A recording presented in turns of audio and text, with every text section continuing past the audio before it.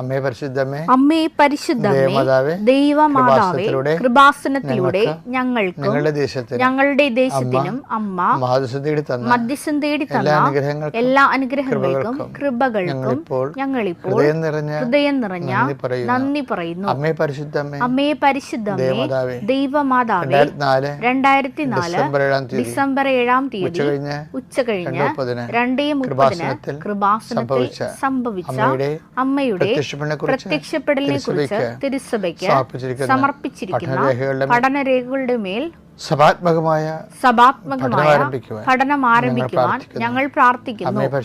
അമ്മേ പരിശുദ്ധമേ, ഭൂസ്വർലോകങ്ങളുടെ രാജ്ഞിയായ അങ്ങേയ്ക്ക് ഭൗമസംരക്ഷണത്തിനായി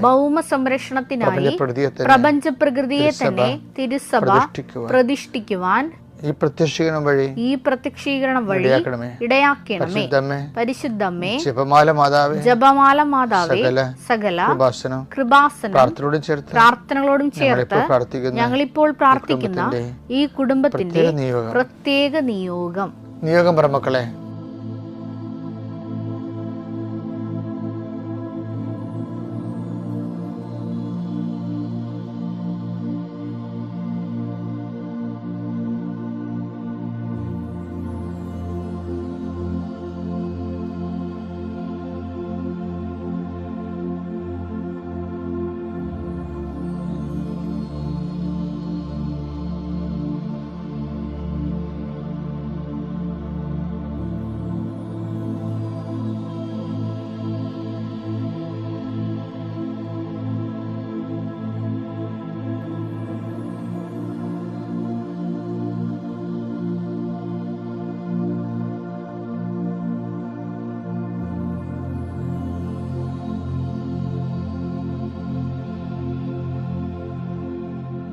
അമ്മയുടെ പ്രത്യക്ഷീകരണത്തിന്റെ ഈ അനുഗ്രഹവേളയിൽ ഞങ്ങൾക്ക് സാധിച്ചു തരുവാൻ കനിയണമേ.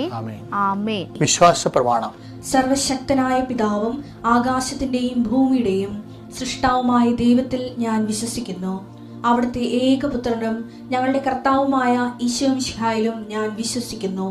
ഈ പുത്രൻ പരിശുദ്ധാത്മാവിനാൽ ഗർഭസ്ഥനായി കന്യകാമറിയത്തിൽ നിന്ന് പിറന്ന് പൊന്തിയോസ് പീലാത്തോസിന്റെ കാലത്ത് പീഡകൾ സഹിച്ച് കുരിശിൽ തറയ്ക്കപ്പെട്ട് മരിച്ച് അടക്കപ്പെട്ട് പാതാളങ്ങളിൽ ഇറങ്ങി മരിച്ചവരുടെ ഇടയിൽ നിന്ന് 3-ാം നാൾ ഉയർത്ത് സ്വർഗത്തിലേക്ക് എഴുന്നള്ളി സർവശക്തിയുള്ള പിതാവായ ദൈവത്തിന്റെ വലതുഭാഗത്തിരിക്കുന്നു. അവിടെ നിന്ന് ജീവിക്കുന്നവരെയും മരിച്ചവരെയും വിധിക്കുവാൻ വരുമെന്നും ഞാൻ വിശ്വസിക്കുന്നു. പരിശുദ്ധാത്മാവിലും ഞാൻ വിശ്വസിക്കുന്നു. വിശുദ്ധ കത്തോലിക്കാ സഭയിലും പുണ്യവാന്മാരുടെ ഐക്യത്തിലും പാപങ്ങളുടെ മോചനത്തിലും ശരീരത്തിന്റെ ഉയർപ്പിലും നിത്യമായ ജീവിതത്തിലും ഞാൻ വിശ്വസിക്കുന്നു. ആമേൻ. സ്വർഗ്ഗസ്ഥനായ ഞങ്ങളുടെ പിതാവേ, അങ്ങയുടെ നാമം പൂജിതമാകണമേ. അങ്ങയുടെ രാജ്യം വരണമേ. അങ്ങയുടെ തിരുമനസ് സ്വർഗത്തിലെ പോലെ ഭൂമിയിലും ആകണമേ. അന്നു വേണ്ടുന്ന ആഹാരം ഇന്ന് ഞങ്ങൾക്ക് തരണമേ. ഞങ്ങളോട് തെറ്റ് ചെയ്യുന്നവരോട് ഞങ്ങൾ ക്ഷമിക്കുന്നത് പോലെ ഞങ്ങളുടെ തെറ്റുകൾ ഞങ്ങളോടും ക്ഷമിക്കണമേ. ഞങ്ങളെ പ്രലോഭനത്തിൽ ഉൾപ്പെടുത്തരുതേ, തിന്മയിൽ ഞങ്ങൾ രക്ഷിക്കണമേ. ആമേൻ. നന്മ നിറഞ്ഞ മറിയമേ, സ്വസ്തി. കർത്താവ് അങ്ങയുടെ കൂടെ സ്ത്രീകളിൽ അങ്ങ് അനുഗ്രഹിക്കപ്പെട്ടവളാകുന്നു. അങ്ങയുടെ ഉദരത്തിൻ ഫലമായി ഈശോ അനുഗ്രഹിക്കപ്പെട്ടവനാകുന്നു. പരിശുദ്ധ മറിയമേ, തമ്പുരാന്റെ അമ്മേ, പാപികളായ ഞങ്ങൾക്ക് വേണ്ടി ഇപ്പോഴും ഞങ്ങളുടെ മരണസമയത്തും തമ്പുരാനോട് അപേക്ഷിക്കണമേ. ആമേൻ. കർത്താവേ, നിന്റെ ഉന്നതമായ നാമത്തിന് സ്തോത്രം ചെയ്യുന്നു. അങ്ങനെ മക്കളെ ഉടമ്പടി എടുത്തവരും എടുക്കാത്തവരും പ്രാർത്ഥിക്കുന്നുണ്ട് ഈശോയെ. കർത്താവേ, അങ്ങനെ മക്കളെ കയ്യിലെടുത്ത് വെച്ചിരിക്കുന്ന ഓരോ കാര്യങ്ങൾ അവർക്ക് വേണ്ടി അവർക്ക് അടുത്തില്ലെങ്കിൽ അവർക്ക് വേണ്ടി മാതാപിതാക്കന്മാർ എടുത്ത് പോയി കയ്യിൽ വെച്ചിരിക്കുന്ന സാധനങ്ങൾ ഇപ്പോൾ ആശീർവദിക്കണമെന്ന് പ്രാർത്ഥിക്കുന്നു. കർത്താവേ, എൻ്റെ കർത്താവിൻ്റെ ഉന്നതമായ നാമത്തിൽ 39 വർഷം ഞാൻ അർപ്പിച്ച കുർബാനയുടെ യോഗ്യതയാൽ കൃപാസ്ഥാനത്താരെ ജീവനോടെ പ്രത്യക്ഷപ്പെട്ട പരിശുദ്ധ അമ്മയുടെ മാധ്യസ്ഥത്തിലെ ഞാൻ നിങ്ങളുടെ ഉപകരണങ്ങളെ ആശീർവദിക്കുന്നു. നിങ്ങൾ ഓരോരോ ഇടങ്ങളിലേക്ക് പോകാനും കൊടുക്കാനും വാങ്ങിക്കാനുമുള്ള വിഷയങ്ങളെ കർത്താവിൻ്റെ നാമത്തിൽ ആശീർവദിക്കുന്നു. കർത്താവ്, ഞാൻ നിനക്ക് മുമ്പ് എൻ്റെ ദൂതനേക്ക് നളിച്ചത് കർത്താവിൻ്റെ ദൂതൻ നിനക്ക് മുമ്പേ പോവുകയും നിൻ്റെ വഴികളെ ക്രമീകരിക്കുകയും ചെയ്യട്ടെ. പല പല മാനസികാവസ്ഥയിലുള്ളവരുണ്ട് ഈശോയെ. ഭർത്താവിനോട് വഴക്കിട്ടിട്ടുള്ളവരുണ്ട്, സാമ്പത്തിക തകർച്ചിരിക്കുന്നവരുണ്ട്, കുടുംബത്തിൽ കലഹമുള്ളവരുണ്ട്, മക്കളെ അനുസരിക്കാത്തവരുണ്ട്, മക്കൾ ജയിലിലായവരുണ്ട്, വീടില്ലാത്തവരുണ്ട്, ഭവനത്തിലും പണിസ്ഥലങ്ങളിലും ജോലി സ്ഥലങ്ങളിലും സങ്കടങ്ങളുള്ളവരുണ്ട്. കർത്താവേ, കണ്ണീരുടെ ഞങ്ങളുടെ ദിവസത്തിൽ പ്രാർത്ഥിക്കുന്നു. കൃപാസനത്താറ് ജീവനോടെ പ്രത്യക്ഷപ്പെട്ട അമ്മ കന്യാസ്ത്രീ മറിയം നിങ്ങളെ ഇന്ന് സന്ദർശിക്കുകയും നിങ്ങളെ സാന്ത്വനപ്പെടുത്തുകയും ചെയ്യട്ടെ. ആശങ്കപ്പെടുന്ന വിഷയങ്ങൾ, ആശങ്കപ്പെടുന്ന വ്യക്തികൾ പരിശുദ്ധാത്മാവിൽ നിറയട്ടെ. നിന്നെ ഭീഷണിപ്പെടുത്തുകയും സങ്കടപ്പെടുത്തുകയും ചെയ്യുന്ന ഇന്നത്തെ എന്തെല്ലാം സാഹചര്യങ്ങൾ ഉണ്ടെങ്കിൽ അത് ഓരോ യോഗമാകാം, മീറ്റിംഗ് ആകാം, അവിടെ ഉണ്ടാകുന്ന ക്രിറ്റിസിസം ആകാം, നിന്നുള്ള ചോദ്യം പറച്ചിലാകാം, എന്തും ആയിക്കൊള്ളേ, അവിടെയെല്ലാം പരിശുദ്ധാത്മാവ് പരിശുദ്ധ ദേവമാതാവിനെ ഏൽപ്പിക്കുന്നു. Lord Jesus Christ, pour out His Spirit, touch your fire finger, soak with the precious blood, authority of the Catholic Church, power of Jesus Christ, with the merit of some holy priesthood. I bless and hallow you. ആ മാതാവിനെ ലൂർദിൽ വെച്ച് എന്നോട് പറഞ്ഞത് തന്നെ, അതായത് spiritual grace built upon nature എന്ന് നമ്മൾ കേൾക്കും, പക്ഷേ സ്പിരിച്വാലിറ്റി ബേസ് അപ്പോൺ ജെനുവിനിറ്റിയാണ്. അത് ഞാൻ അദ്ദേഹത്തിന് കൊടുത്ത ഒരു പ്രബോധനമാണ്. ആധ്യാത്മികത ജെനുവിനിറ്റിയിലാണ് ആശ്രയിച്ചിരിക്കുന്നത്. മത്തായി 18:21 എടുത്തേ. അപ്പോൾ പത്രോസ് മുന്നോട്ട് വന്ന് അവനോട് ചോദിച്ചു, കർത്താവേ, എന്നോട് തെറ്റ് ചെയ്യുന്ന എന്റെ സഹോദരനോട് ഞാൻ എത്ര പ്രാവശ്യം ക്ഷമിക്കണം? ഇന്നലെ നമ്മൾ കണ്ട സമരക്കാരുടെ കാര്യമില്ലേ, തീഗന്ധ കറക്കാൻ. അപ്പോൾ ആ ആൾക്കാരെ ഓരോരുത്തരെ വിളിച്ച് ട്രീറ്റ് ചെയ്യണം. അവിടെ തീഗന്ധ ഇറക്കിയ ആൾക്കാരുടെ അങ്ങനെ പറഞ്ഞെങ്കിലും പത്രോസിനറിയാം ഈ അണ്ണന്മാർ ഇപ്പോഴും സമരക്കാരോട് ക്ഷമിച്ച് കാണത്തില്ല. ചിലപ്പോൾ എന്ത് സ്പിരിറ്റാണ് നിന്നിലുള്ളതെന്ന് ചോദിച്ചില്ലേ. അപ്പം കൊല്ലാനും നശിപ്പിക്കാനുമാണ് കള്ളം വന്നിരിക്കണത്, ഞാൻ വന്നിരിക്കണത് ജീവനുണ്ടാകാനും അത് സമർത്ഥമായി ഉണ്ടാകുവാനുമാണെന്ന് ഈശോ പറഞ്ഞില്ലേ ഞാൻ 10:10. എങ്കിലും ഈ അണ്ണന്മാർക്കെല്ലാം പൊതുവെ വലിയ മാറ്റമൊന്നുമില്ല. മാറ്റമില്ലെന്നല്ല, അവർക്ക് വേണ്ടത്ര ഈ ജീവനുണ്ടാകാനും പിന്നെന്താ അത് സമൃദ്ധമാകാനാണെന്നല്ലേ. അപ്പോൾ ജീവൻ സമൃദ്ധിയാണ് ഈശോയുടെ ടാർഗറ്റ് എന്ന് പറയുന്നത്. അപ്പം അത് ആണ് പത്രോസിന് ഈശോയുടെ ടോപ്പിക്ക് പിടികിട്ടി. പത്രോസിൻ്റെ വിജയവത പെട്ടെന്ന് കാര്യം മനസ്സിലാവും, പെട്ടെന്ന് പ്രതികരിക്കുകയും ചെയ്യും. അതായത് പത്രോസിനെ എപ്പോഴും ഒരു നിഴൽ മറയത്ത് നിർത്തിയിട്ട് വിവരമില്ലാത്തവനെ എടുത്തി അടക്കാനാണെന്നൊക്കെ പറയുന്നില്ലേ, അതിന് പിന്നിലൊരു പൊളിറ്റിക്സ് ഉണ്ട്. കാര്യം എന്താ, പൗലോസിനെ ഹൈലൈറ്റ് ചെയ്യാൻ വേണ്ടിയുള്ള വ്യഗ്രതയിലാണ് ഈ അഭ്യാസം കാണിക്കുന്നത്. പക്ഷേ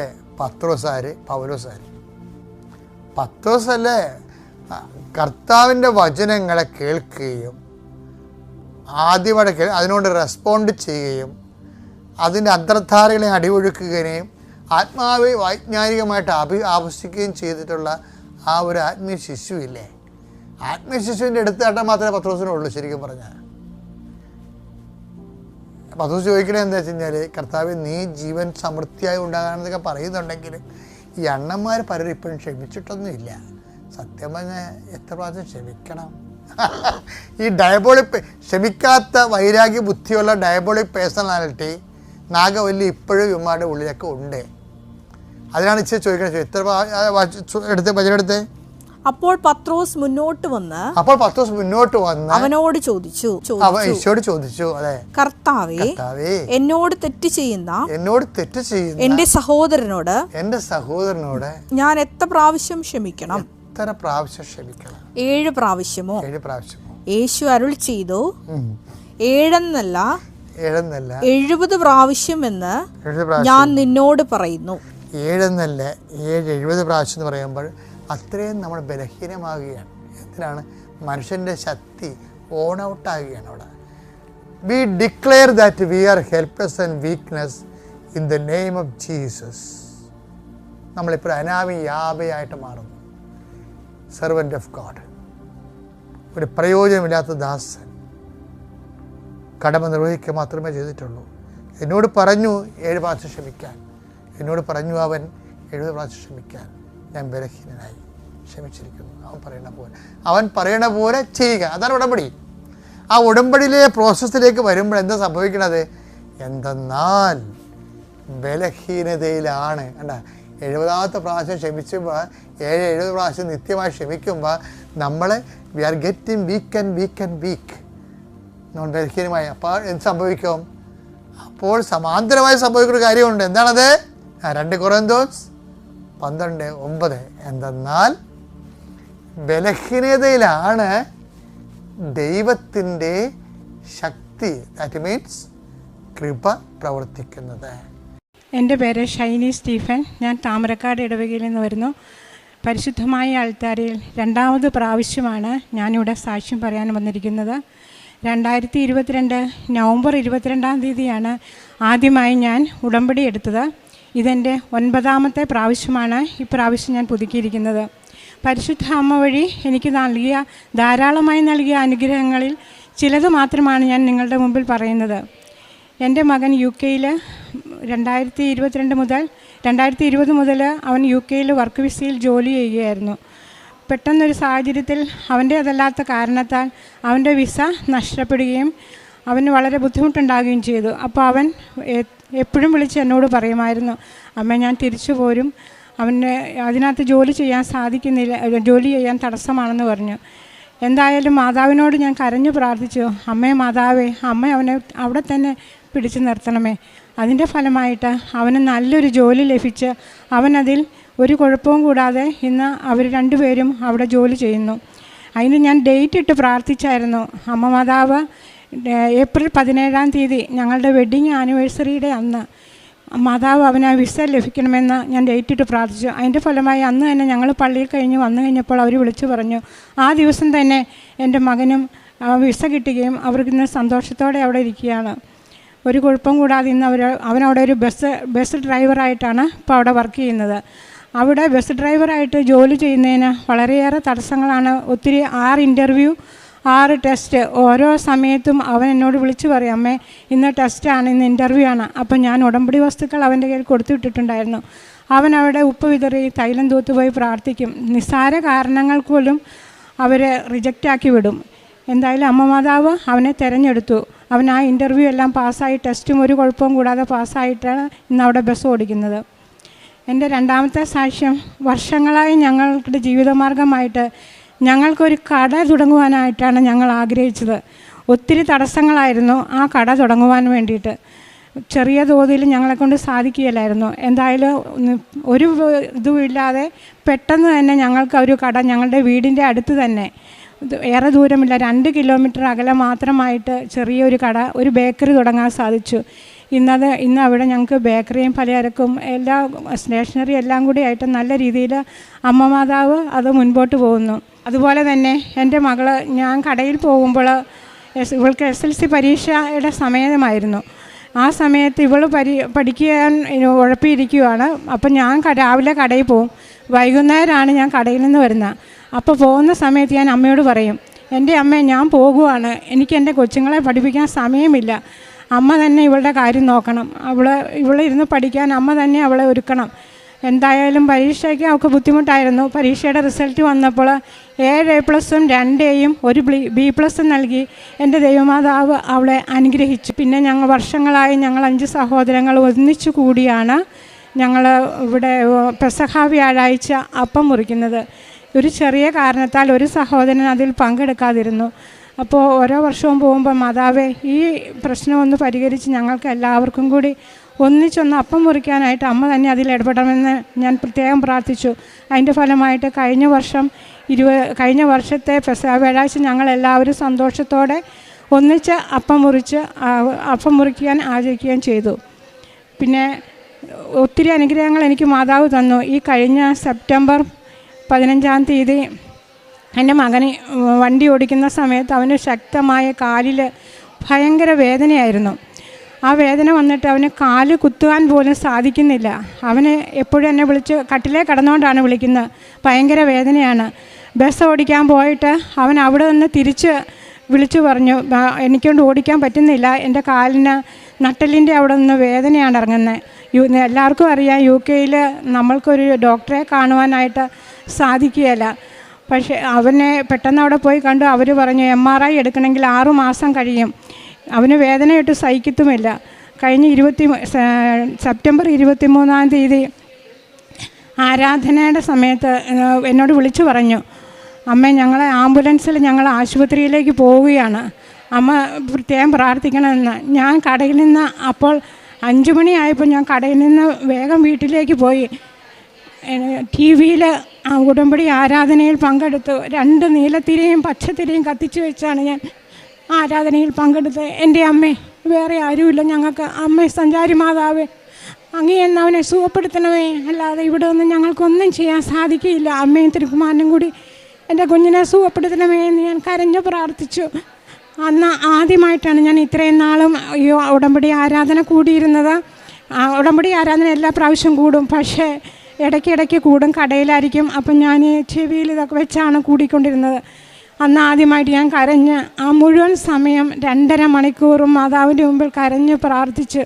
അതിൻ്റെ ഫലമായി അമ്മ ആംബുലൻസിൽ പോയ കുഞ്ഞ് തിരിച്ച് നടന്നു വന്നവൻ്റെ വീട്ടിൽ അവൻ വരണം, അമ്മ അതിനിടയാക്കണമേ എന്ന്. ഞാൻ ആരാധന കഴിഞ്ഞ് 7:30 ആയപ്പോൾ, 8 കഴിഞ്ഞപ്പോൾ ഇവരെന്നെ വിളിച്ചു പറഞ്ഞു, അമ്മ ഒരു കുഴപ്പവും കൂടാതെ ഞങ്ങളിവിടെ തിരിച്ചു വന്നു, വേദനയ്ക്ക് നല്ല കുറവുണ്ട്, ഞാൻ കാലി ചവിട്ടിയാണ് ഇവിടെ വന്നിരിക്കുന്നത്, എനിക്കൊരു വേദനയുമില്ല. പിന്നെ പെട്ടെന്ന് തന്നെ ഞാൻ പ്രാർത്ഥിച്ചു, ഇവിടെ വന്ന് നമുക്ക് എന്തെങ്കിലും ഒരു ചികിത്സ ചെയ്യാനായിട്ട് മാതാവേ അമ്മ തന്നെ ഇവിടെ കൊണ്ടുവന്ന് തരണമേ മകനെ, ഒരു കുഴപ്പവും കൂടാതെ. അവിടെ നിന്ന് വരുമ്പോൾ 2 ദിവസത്തെ യാത്രയൊക്കെ ഉണ്ട്, പെട്ടെന്ന് അവർ പോകുമ്പോൾ എങ്ങനെയാകും എന്നൊക്കെ ഓർത്ത് എനിക്ക് വളരെ പേടിയായിരുന്നു. അമ്മ മാതാവ് തന്നെ അവരെ ഒരു കുഴപ്പവും കൂടാതെ 26-ാം തീയതി രാവിലെ തന്നെ അവർ ഇവിടെ എത്തിച്ചു. ആശുപത്രിയിൽ പോയി സയാട്ടിക്ക എന്ന് പറയുന്ന ഒരു രോഗമായിരുന്നു. അതിനൊരു വേറെ മരുന്നൊന്നും കാര്യമായിട്ടൊന്നും മരുന്നില്ല, ചെറിയൊരു മരുന്ന് കൊടുത്തു. പിന്നെ എക്സസൈസ് ചെയ്യണം എന്ന് മാത്രമേ പറഞ്ഞിട്ടുള്ളൂ. ഈ മാസം 20-ാം തീയതി അവർ തിരിച്ചു പോവുകയാണ്. അതുപോലെ 6-7 വർഷം മുൻപ് ഞാൻ സ്വപ്നത്തിൽ ഒരു അച്ഛൻ എന്നോട് വന്നിട്ട് പറഞ്ഞു, ഈ മാതാവിന് ഈ പ്രാർത്ഥന ഈ പാട്ട് എപ്പോഴും നീ പാടണം, എല്ലാ ദിവസവും പാടണം, മാതാവിന് അത് ഏറ്റവും ഇഷ്ടമാണ്. ഞാൻ ആ അച്ഛനെ അറിയുകയില്ല, ആകപ്പാടെ ഒരു ചെറിയ താടിയുണ്ട് അച്ഛന്, ഒരു വെള്ള ലോഹയിട്ട് ഒരു അച്ഛനാണ് ഞാൻ സ്വപ്നത്തിൽ കണ്ടത്. ഇതിനു മുമ്പ് ഞാൻ ഈ കൃപാസനെന്നോ ഇവിടുത്തെ കാര്യങ്ങളോ ഒന്നും എനിക്കറിയത്തില്ലായിരുന്നു. പക്ഷേ 2022 ഒന്നും അറിയാതെയാണ് ഞാൻ ഇവിടെ വന്ന് ഞാൻ ഉടമ്പടി എടുത്തു. അപ്പോൾ അവിടെ നിന്ന് കണ്ടപ്പോൾ എനിക്ക് എൻ്റെ മനസ്സിൽ വന്നു, ഈ അച്ഛനെയാണല്ലോ ഞാൻ അന്ന് സ്വപ്നത്തിൽ കണ്ടത്. പക്ഷേ അന്നേരം എനിക്ക് സംശയം, അന്നേരം നമ്മുടെ അച്ഛനിട്ടിരുന്ന ഡ്രസ്സ് ക്രീം കളറായിരുന്നു, പക്ഷേ ഞാൻ സ്വപ്നത്തിൽ കണ്ട വേഷം വെള്ള ഉടുപ്പായിരുന്നു. പിന്നെ ഞാൻ ഉടമ്പടി ആരാധനകൾ എല്ലാ ദിവസവും പതിവായി കാണും. പഴയ ആരാധനകളെല്ലാം നോക്കിയപ്പോൾ അതിനകത്ത് അച്ഛൻ വെള്ള ഉടുപ്പാണ് ഇട്ടിരുന്നത്. എനിക്ക് വളരെ സന്തോഷമായി. ഈ അച്ഛനെ തന്നെയാണ് ഞാൻ സ്വപ്നം കണ്ടതെന്ന് ഞാൻ ഉറപ്പിച്ചു. പിന്നീട് എൻ്റെ ജീവിതത്തിൽ ഞാൻ ആദ്യത്തെ ഉടമ്പടിയിൽ യാതൊരു കുഴപ്പവും കൂടാതെയൊക്കെ അങ്ങ് പോയി. രണ്ടാമത് ഞാൻ പുതുക്കാൻ വന്നു കഴിഞ്ഞപ്പോൾ ഞാൻ മാതാവിൻ്റെ ഒരു രൂപം മേടിച്ചു. അപ്പോൾ തന്നെ എനിക്ക് സുഗന്ധ അനുഭവം എനിക്ക് ഉണ്ടായി. ആ സുഗന്ധാനുഭവം ഞങ്ങൾക്ക് അനുഭവിക്കാൻ പറ്റി, മക്കൾക്കും. പക്ഷേ പപ്പായ്ക്ക് കിട്ടിയില്ലായിരുന്നു. ഞങ്ങൾ കാറിൽ തിരിച്ചു പോകുമ്പോൾ വീണ്ടും 2 പ്രാവശ്യമാണ് ആ സുഗന്ധാനുഭവം ഞങ്ങൾക്കുണ്ടായത്. അതോടുകൂടി ഞങ്ങൾക്ക് എല്ലാവർക്കും നല്ല വിശ്വാസമാണ്. എന്ത് അസുഖം വന്നു കഴിഞ്ഞാലും ആരും ആശുപത്രിയിൽ പോലും പോകുകയില്ല. പപ്പ പെട്ടെന്ന് പറയും, നീ ആ തൈലം ഒന്ന് തൂത്താൽ മതി, ഉപ്പിട്ട് തന്നാൽ മതി, വെള്ളം തന്ന്. അങ്ങനെയാണ് ഞങ്ങളുടെ അവസ്ഥകൾ. ഈ ഉടമ്പടി തൈലവും ഉപ്പും തേനുമാണ് ഞങ്ങൾ എല്ലാ ദിവസവും രാവിലെ ഉപയോഗിക്കുന്നത്. തേൻ തേച്ച് പ്രാർത്ഥിച്ചാണ് ഞങ്ങൾ പുറത്തേക്ക് ഷോപ്പ് തുറക്കാൻ പോകുന്നത്, എല്ലാവരും പ്രാർത്ഥിച്ച്. അതുപോലെ 4-5 പ്രാവശ്യമൊക്കെ ആയി കഴിഞ്ഞപ്പോൾ കടയിലെ തിരക്ക് ഇങ്ങനെ എല്ലാ കാര്യങ്ങളും വന്നു. എനിക്ക് ഇവിടെ വന്ന് പോകാനായിട്ട് സമയക്കുറവ്, കൊണ്ടുവരാൻ ആളില്ല, കടയിൽ പപ്പയ്ക്ക് പോകണം. അപ്പോൾ ഞാൻ പ്രാർത്ഥിച്ചു, അമ്മ തന്നെ ഇതിനകത്ത് ഇടപെടണം, അല്ലാതെ എനിക്ക് പോകാൻ പറ്റത്തില്ല. എന്തായാലും അന്ന് തന്നെ ഞാൻ രാത്രി കിടന്നുറങ്ങിയപ്പോൾ വെളുപ്പിന് സമയമായപ്പോൾ ഞാൻ ഭയങ്കര കരച്ചിൽ. എനിക്കറിയത്തില്ല, ഞാൻ കാണുമ്പോൾ എൻ്റെ ഗേറ്റ് കിടന്ന് എൻ്റെ ഈ അമ്മ മാതാവ് ഒരു വടിയും കുത്തിപ്പിടിച്ച് വന്നിട്ട് ഷൈനി ഷൈനി എന്നാണ് വിളിക്കുന്നത്. അത് കേട്ടുകൊണ്ടാണ് ഞാൻ ഏൽക്കുന്നത്. അത് കേട്ട് ഞാൻ ഭയങ്കര കരച്ചിലായിരുന്നു. എന്നെ കുലുക്കി വിളിച്ചു എൻ്റെ ഹസ്ബൻഡ്. ഞാൻ പറഞ്ഞു, ഇങ്ങനെയാണ് സംഭവിച്ചത്. അപ്പോൾ പിള്ളേരോട് ഞാൻ പറഞ്ഞു കഴിഞ്ഞപ്പോൾ പിള്ളേർ ഒന്ന്, പപ്പ അന്നേരം വിളിച്ചല്ലോ, മാതാവ് വന്ന് എന്നെ പറഞ്ഞതെന്നും കൂടെ കേൾക്കാമായിരുന്നല്ലോ എന്ന് പറഞ്ഞു. അങ്ങനെ ഞാൻ പിറ്റേ ദിവസം തന്നെ ഇവിടെ എന്നെ ഉടമ്പടി പുതുക്കാനായിട്ട് ഞാൻ വന്നു. അതിൽ പിന്നെ എനിക്ക് ഉടമ്പടി പുതുക്കാതിരിക്കാനായിട്ട് ഒരു കുഴപ്പവുമില്ല. എല്ലാ പ്രാവശ്യവും ഞാൻ മുടങ്ങാതെ വന്ന് ഉടമ്പടി പുതുക്കുന്നു. 1 കിലോമീറ്റർ പോലും നടക്കാൻ സാധിക്കാത്ത എനിക്ക് അഖണ്ഡ ജപമാല റാലി കഴിഞ്ഞ 2 വർഷമായിട്ട് ഒരു കുഴപ്പവും കൂടാതെ, എൻ്റെ കാലിന് ഭയങ്കര മുട്ടുവേദനയും നടുവേദനയാണ്, ഒരു കുഴപ്പവും കൂടാതെ എനിക്ക് നടക്കാൻ പറ്റി. ചില സമയങ്ങളിൽ ഞാൻ തളരുന്ന സമയത്ത് അമ്മയുടെ സുഗന്ധ അനുഭവം ആണ് എന്നെ താങ്ങി നിർത്തി ഞാൻ തീരുന്നത് വരെ അങ്ങ് പള്ളിയിൽ പോയി എല്ലാം കഴിഞ്ഞാണ് തിരിച്ചു പോകുന്നത്. ഇത്രയേറെ അനുഗ്രഹങ്ങൾ എനിക്ക് അമ്മ മാതാവ് നൽകിയിട്ടുണ്ട്. ഇനി ഒത്തിരിയേറെ പറയാനുണ്ട്. പ്രേക്ഷിത പ്രവർത്തനം ഞാൻ ഇവിടെ നിന്ന് മേടിച്ചു കൊണ്ടുപോകുന്ന എല്ലാ പത്രങ്ങളും അമ്മയെ അറിയാവുന്നവർക്ക് കൊടുക്കാതെ, അമ്മയെ അറിയത്തില്ലാത്ത അക്രൈസ്തവരായവർക്ക് പിന്നെ കടകളിൽ കയറി വെച്ച് കൊടുക്കും. പിന്നെ ഞങ്ങൾക്ക് വാൻ സെയിലുണ്ട്, അപ്പോൾ പപ്പ അവിടെ കടവഴി എല്ലാം കൊണ്ട് കൊടുക്കും. അറിയാത്തവരെ ഞങ്ങൾ അറിയിക്കും. പിന്നെ കൊച്ചു സ്കൂളിൽ കൊണ്ടുപോയി കൊടുക്കും, പിള്ളേർക്കെല്ലാം കൊണ്ട് കൊടുക്കും. കാരുണ്യ പ്രവർത്തികളായിട്ട് ചെയ്യുന്നത് 2 വർഷമായിട്ട് ഞാൻ ഒരു കെയർ ഹോമിൽ അവരെ പോയി ശുശ്രൂഷിക്കാറുണ്ടായിരുന്നു. രാവിലെ 6 മണിയാകുമ്പോൾ പോകും, അവരെ കുളിപ്പിക്കും, അവർക്ക് ഭക്ഷണം വാരി കൊടുക്കും. അവിടെ എല്ലാം അടിച്ചു വാരി ബാത്റൂം വരെ ഞങ്ങൾ ക്ലീൻ ചെയ്യും. എന്നിട്ടാണ് ഞങ്ങൾ തിരിച്ചു പോകുന്നത്. അതുപോലെ അവിടുത്തെ 65 അന്തേവാസികളുണ്ടായിരുന്നു. ഞാനും എൻ്റെ ഹസ്ബൻഡും എൻ്റെ അനിയൻ്റെ ഭാര്യയും കൂടി 65 പേർക്ക് ഞങ്ങൾ സ്വന്തമായിട്ട് ഭക്ഷണം പാകം ചെയ്ത് അവർക്ക് ഉണ്ടാക്കി കൊടുക്കത്തു. പിന്നെ ഞങ്ങൾക്ക് ഞങ്ങളെ സഹായം ചോദിക്കുന്ന എല്ലാവർക്കും ഒരു മടിയും കൂടാതെ സഹായിക്കാനുള്ളൊരു സന്മനസ് ഞങ്ങൾക്ക് നൽകി. ആത്മീയമായിട്ടും ഈ ഉടമ്പടിയിൽ വന്നതിൽ പിന്നെ എനിക്ക് 54 വയസ്സിനോടിടയ്ക്ക് ഞാൻ ആദ്യമായിട്ട് മുഴുവൻ സമ്പൂർണ്ണ ബൈബിൾ വായിക്കാൻ സാധിച്ചു. പുതിയ നിയമം 2ാമത് പ്രാവശ്യമാണ് ഞാനിപ്പോൾ വായിക്കുന്നത്. പിന്നെ ഓരോ കാര്യത്തിനും കുർബാനയ്ക്ക് പോകാനും ഒരു തടസ്സവും ഉണ്ടാകുന്നില്ല. ഇപ്പോൾ എൻ്റെ കൊച്ച് ഇപ്പോഴാണ് മാത്രമാണ് തടസ്സങ്ങൾ വരുന്നത് സ്കൂളിൽ പോകുന്നതുകൊണ്ട്. എന്നാലും ഞാൻ സമയം കിട്ടുമ്പോഴെല്ലാം ഞാൻ പള്ളിയിൽ പോകും, പ്രാർത്ഥിക്കും. ഇത്രയുമാണ്. അമ്മയ്ക്കും തിരുക്കുമാരനും 1000 നന്ദി. എൻ്റെ പേര് മീനു ബെന്നി. ഞാൻ വരുന്നത് മുണ്ടാങ്കിൽ ഇടവക പാലായിൽ നിന്നാണ്. ഞാനിവിടെ ആദ്യമായിട്ട് ഉടമ്പടി എടുത്തത് 16-ാം തീയതി ഓഗസ്റ്റ് 2023 പക്ഷേ ഞാനൊരു 6 വർഷമായിട്ട് ഇവിടെ കൃപാസനത്തിൽ വന്നുകൊണ്ടിരിക്കുന്ന ഒരു വ്യക്തിയാണ്. സോ ആദ്യം തന്നെ ഞാനിവിടെ മാതാവിനോട് ക്ഷമ ചോദിക്കുന്നു. കാരണം ഇത്രയും താമസമെടുത്തതിന് ഞാൻ ഈ സാക്ഷ്യം പറയാനായിട്ട്. പക്ഷേ ആദ്യം തന്നെ എനിക്ക് പറയേണ്ട ഒരു അനുഗ്രഹം മാതാവ് എനിക്ക് തന്നത് എൻ്റെ ന്യൂസിലൻഡ് റെസിഡൻസിയാണ്. ഞാനിവിടുന്ന് ന്യൂസിലൻഡിലെ നേഴ്സായിട്ട് ഇപ്പം ജോലി ചെയ്യാണ്. ഒരു 2.5 വർഷമായി. എനിക്കപ്പം റെസിഡൻസി കിട്ടാനായിട്ട് OET അല്ലെങ്കിൽ IELTS നമ്മൾ എഴുതണം. അപ്പോൾ അതിൻ്റെ സ്കോറ് ഞാൻ ഓൾറെഡി നേരത്തെ എഴുതിയതിൻ്റെ എക്സ്പയറി കഴിഞ്ഞു പോയിരുന്നു. അങ്ങനെ ഞാൻ 2024 OET എഴുതി. അതിൽ ഒരു മൊഡ്യൂള് 10 മാർക്കിന് എനിക്ക് കിട്ടിയില്ല. അങ്ങനെ വന്നപ്പോൾ എനിക്ക് റെസിഡൻസിക്ക് അപ്ലൈ ചെയ്യാൻ പറ്റിയില്ല. പക്ഷേ എനിക്ക് ഭയങ്കര വാശിയായിരുന്നു. ഞാൻ ഇനി എക്സാം എഴുതില്ല, എന്ത് വന്നാലും ഞാൻ ഇനി എക്സാം എഴുതില്ല. പക്ഷേ എനിക്ക് മാതാവ് എങ്ങനെയാണെന്ന് വെച്ചാൽ റെസിഡൻസി തന്നോണം, നീയാണ് എന്നെ ഇവിടെ കൊണ്ടുവന്നത്, ഇല്ലെന്നുണ്ടെങ്കിൽ ഞാൻ ഈ ജോലി ഇവിടെ നിർത്തിയിട്ട് ഞാൻ 1 വർഷം കഴിയുമ്പോൾ തിരിച്ച് നാട്ടിലോട്ട് പോകും എന്ന് മാത്രമാണ് ഞാൻ പറഞ്ഞുകൊണ്ടിരുന്നത്. പക്ഷേ എൻ്റെ അമ്മ എന്നോട് ഇടയ്ക്ക് എപ്പോഴും പറയും, ഒന്നുകൂടി ഒരു ഡേറ്റ് എടുക്കുക, നീ പ്രാർത്ഥിച്ചിട്ട് ഒന്നുകൂടെ പോയി എഴുതുക. ഞാൻ പറഞ്ഞു, ഇല്ല, ഞാൻ പ്രാർത്ഥിക്കുന്നുണ്ട്, മാതാവ് എനിക്ക് തരുമെങ്കിൽ തരും, ഞാൻ അതിൽ വിശ്വസിക്കുന്നു. ഞാൻ അവിടെ വാശി പിടിച്ചു മാതാവിനോട്. ശരിക്കും വഴക്കിടുന്ന പോലെ തന്നെ ഞാൻ വാശി പിടിച്ചു. എനിക്കറിയില്ല, ഞാൻ എഴുതിയത് ഏപ്രിൽ മാസം. എനിക്ക് 2 മാസം കഴിഞ്ഞപ്പോൾ ന്യൂസിലൻഡ് ഗവൺമെൻറ്റിൽ പുതിയൊരു ചേഞ്ചസ് വന്നു. C+ അക്സെപ്റ്റ് ചെയ്യും റെസിഡൻസിക്കായിട്ട്. സോ ഞാനത് മാതാവ് ഞാൻ ചോദിച്ചൊരു കാര്യമായിട്ട് അത് സാധിച്ചു തന്നതായിട്ട് ഞാൻ വിശ്വസിക്കുന്നു. അതിൻ്റെ ഭാഗമായി എനിക്ക് ഓഗസ്റ്റ് 16 റെസിഡൻസിക്ക് അപ്ലൈ ചെയ്യാൻ പറ്റി. ആൻഡ് എനിക്ക് റെസിഡൻസി കിട്ടുകയും ചെയ്തു. ഇപ്പം ഒരു 1 ഇയറോടും കഴിഞ്ഞ് അത് പെർമനൻറ്റ് റെസിഡൻസ് ആവും. അതാണ് എൻ്റെ 1ാമത്തെ അനുഗ്രഹം എനിക്ക് മാതാവ് തന്നത്. പിന്നെ 2ാമത്തെ അനുഗ്രഹം എന്ന് പറയുന്നത് എനിക്കൊരു വീടായിരുന്നു. ഞങ്ങൾ താമസിച്ചുകൊണ്ടിരിക്കുന്നത് തറവാട്ടിലാണ്. പക്ഷേ എനിക്കെൻ്റെ ചെറുപ്പകാലം തൊട്ടുള്ളൊരു വലിയ ആഗ്രഹമായിരുന്നു എനിക്ക് സ്വന്തമായിട്ടൊരു വീട്, എൻ്റെക്കും എൻ്റെ അമ്മയ്ക്കും. ഞങ്ങളുടെ 2 പേരുടെ തുല്യമായൊരു സ്വപ്നമായിരുന്നു അത്. അപ്പം ജോലി എല്ലാവരും നോക്കുമ്പോൾ എനിക്ക് ന്യൂസിലൻഡിൽ ജോലിയാണ്, കാശുണ്ടാകും എന്നൊരിതുണ്ടായിരുന്നു. പക്ഷേ എൻ്റെ ജോലി കൊണ്ട് മാത്രം നമുക്കൊരു വീട് പണിതെടുക്കാൻ ഭയങ്കര ബുദ്ധിമുട്ടാണ്. അപ്പോൾ അങ്ങനെ വന്നപ്പം ലോണിന് വേണ്ടി നമ്മൾ ബാങ്കിൽ പോയി. ബാങ്കിൽ ചെന്നപ്പം എല്ലാവരും പറഞ്ഞു, നേഴ്സല്ലേ, പെട്ടെന്ന് തരും, പേപ്പേഴ്സൊക്കെ കൊണ്ടുവന്ന് തന്നാൽ മതി എന്ന് പറഞ്ഞു. ഞങ്ങൾ പേപ്പേഴ്സുമായിട്ട് ചെന്ന് കഴിഞ്ഞപ്പോൾ അവർ പറയുക, നിങ്ങൾക്ക് ലോൺ തരാൻ പറ്റില്ല, കാര്യം എൻ്റെ സിബ്ലിങ്സ് 2 പേരും 18 വയസ്സിൽ താഴെയാണ്.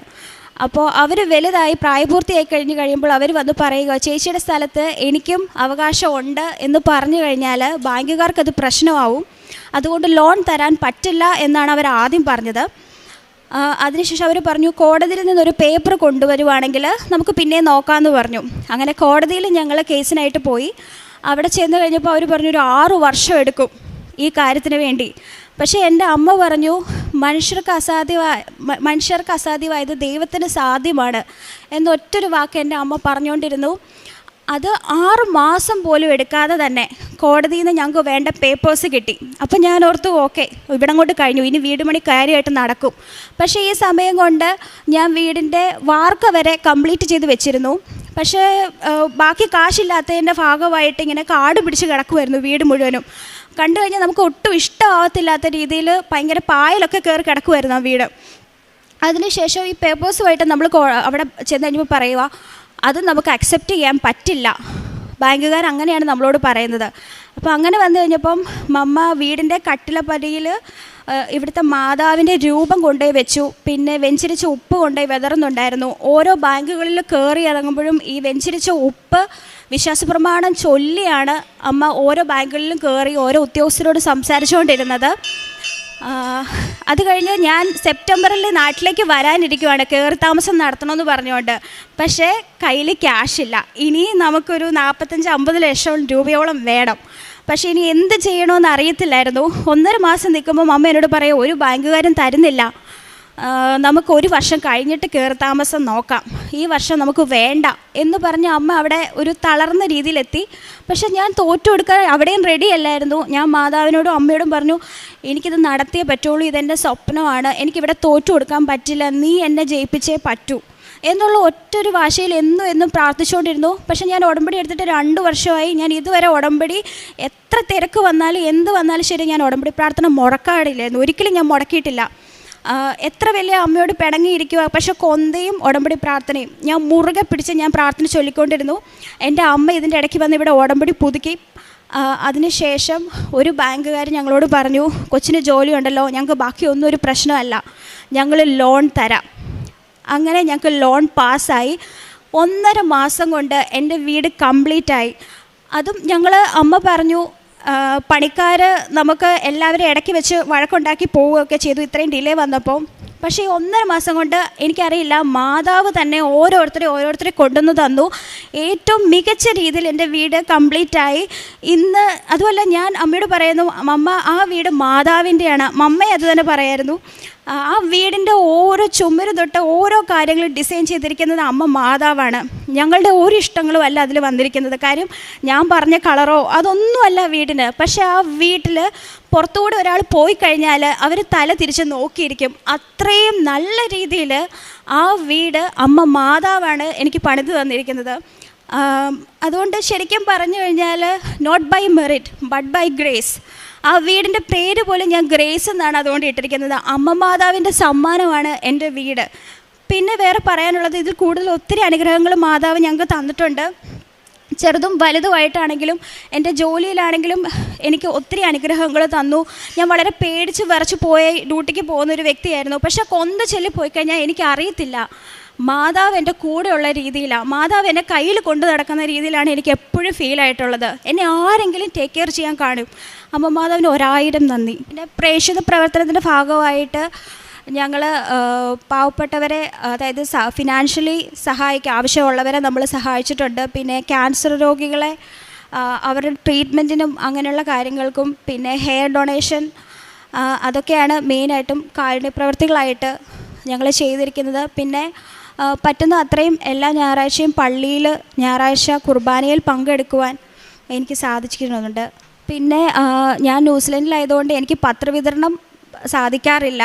പക്ഷേ എൻ്റെ അമ്മ ഇവിടെ വന്ന് ഉടമ്പടിയുടെ എടുത്ത് പുതുക്കിയതിന് ശേഷം പത്രം വാങ്ങി എല്ലായിടത്തും വിതരണം ചെയ്യുകയും, പിന്നെ യൂട്യൂബിൽ മരിയൻ ധ്യാനം കൂടുതൽ പങ്കെടുക്കുന്നുമുണ്ട്. അത് ഞാനും പങ്കെടുക്കുന്നുണ്ട്. അവിടെ തേവരയിലാണ് സ്ഥലം. ഞാൻ 2021 ഒക്ടോബർ 2 ഉടമ്പടി എടുത്തത്. അപ്പോൾ ഞങ്ങൾ കൊറോണയുടെ സമയത്തായതുകൊണ്ട് ഇവിടെ പള്ളി തുറക്കുന്നുണ്ടായിരുന്നില്ല. അപ്പോൾ ഞാനും ഹസ്ബൻഡും കൂടി എല്ലാ ദിവസവും ഈ പള്ളിയുടെ ഫ്രണ്ടിൽ വന്ന് നിന്ന് പ്രാർത്ഥിക്കുമായിരുന്നു.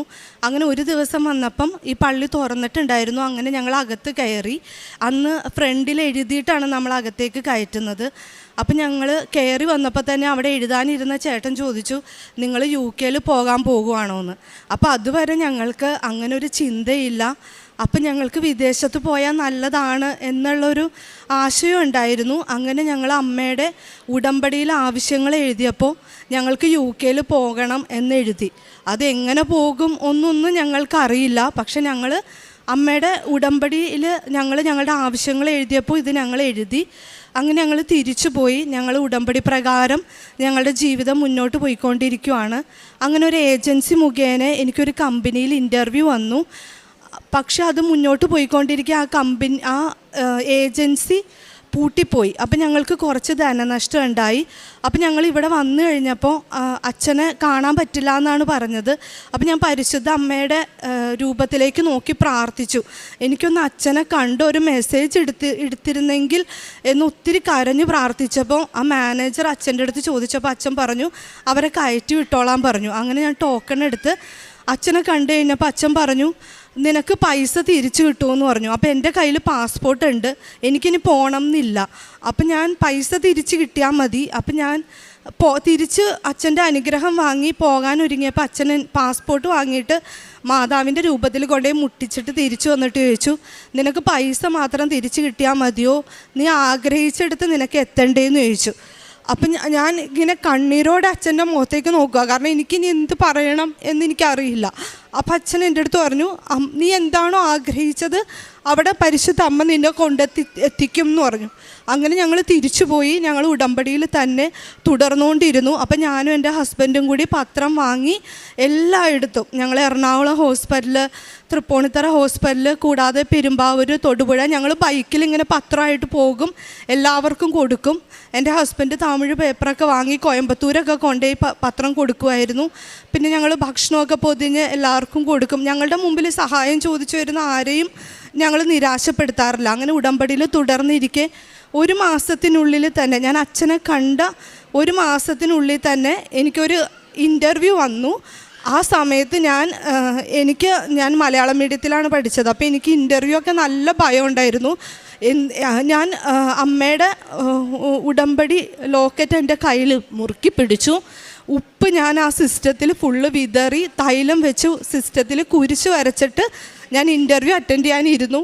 അങ്ങനെ ഇൻ്റർവ്യൂ വന്നു. ഞാൻ ഓരോ ഉത്തരങ്ങളും എന്താണ് പറഞ്ഞതെന്നും കൂടി എനിക്കറിയില്ല.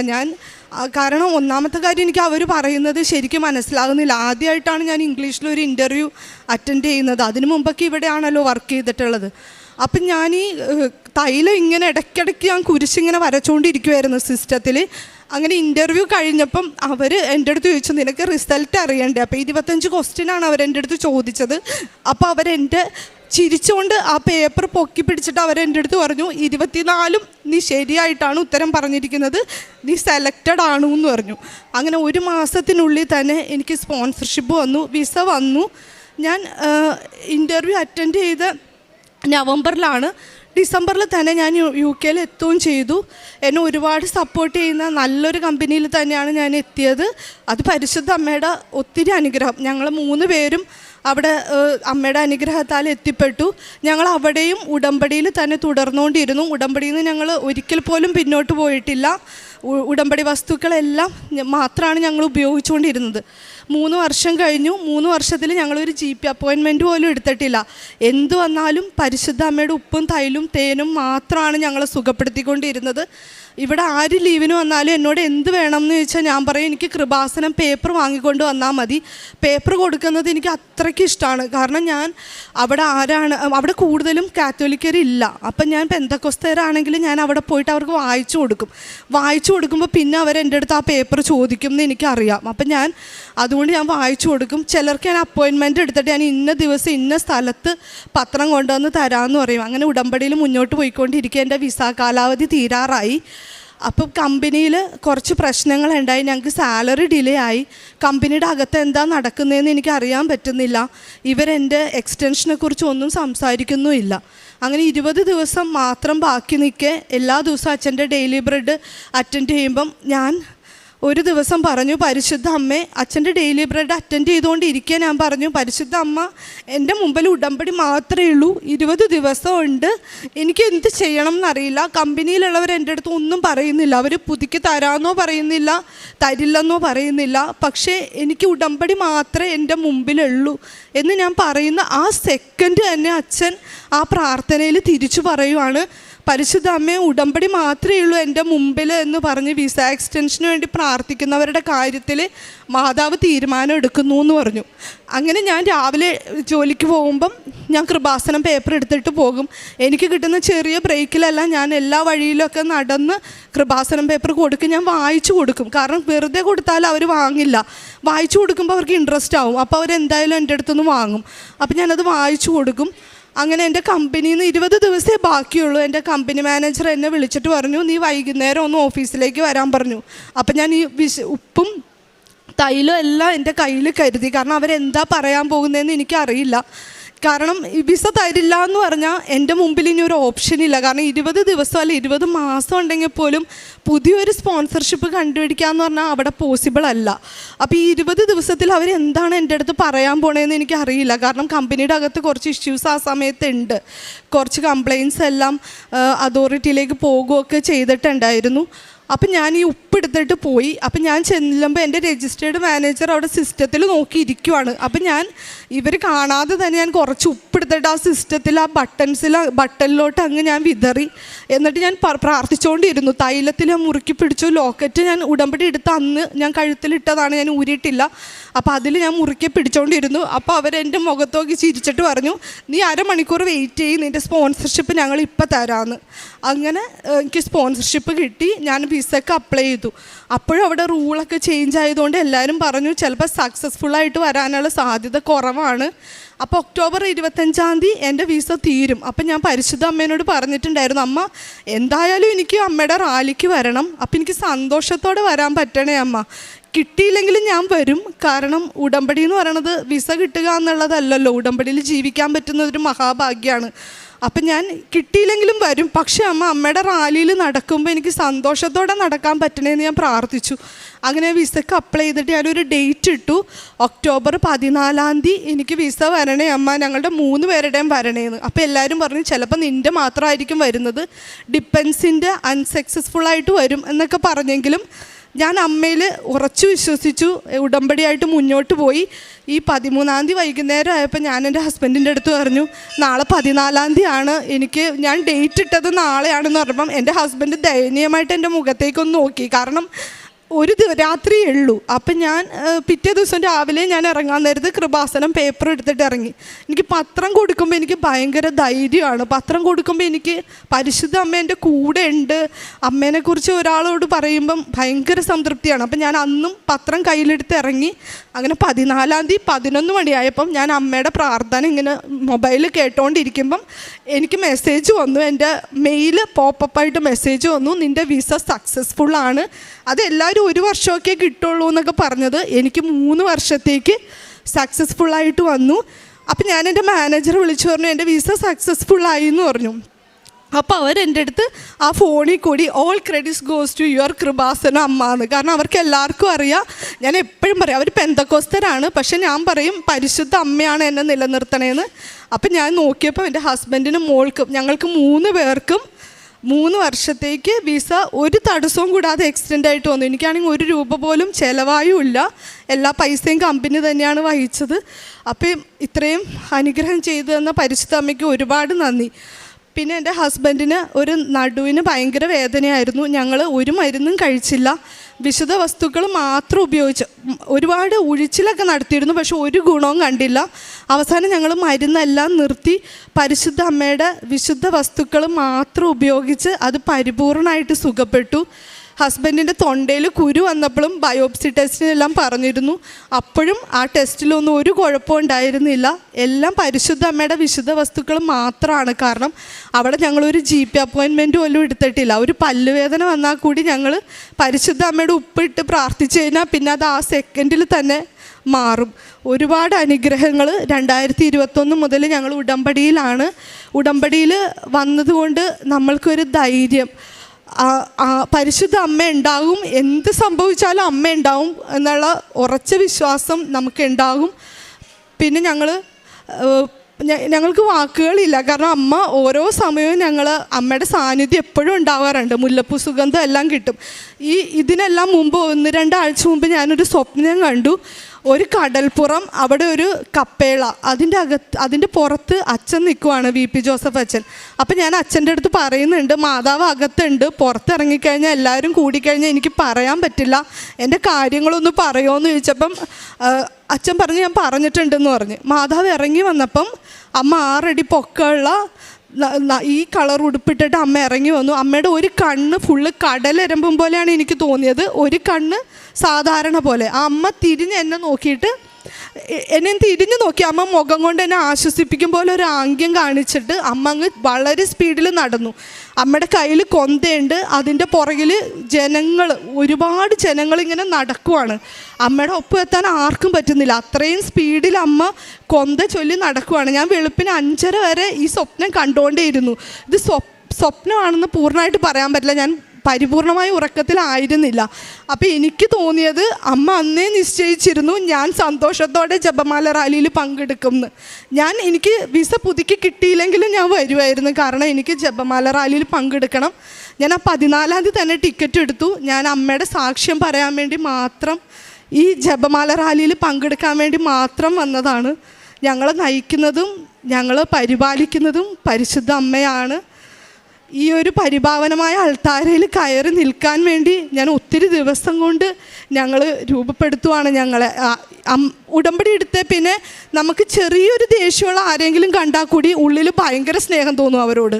അതെനിക്ക് മനസ്സിലാക്കാനേ പറ്റാറില്ല. എനിക്ക് ദേഷ്യം അങ്ങനെ അധികം ഇല്ല, എന്നാലും ചെറിയൊരു ദേഷ്യമുള്ളവരെ കണ്ടാൽ കൂടി അവരെ പോയി കെട്ടിപ്പിടിക്കുക. അതെങ്ങനെയാണ് അമ്മ അത്രയും രൂപപ്പെടുത്തി എടുത്തതെന്നാണ് എനിക്ക് അത്ഭുതം. ഇത്രയും സത്യമായ ഒരു ഉടമ്പടിയിൽ ഞങ്ങളുടെ കുടുംബത്തിനെ ജീവിതകാലം മുഴുവൻ അമ്മ നയിച്ചുകൊണ്ട് പോണേ എന്നൊരു പ്രാർത്ഥന മാത്രമേ ഉള്ളൂ. പരിശുദ്ധ അമ്മയ്ക്കും ഈശോയ്ക്കും 1000 നന്ദി. ത്രിയേക ദൈവത്തിന് സ്തുതി.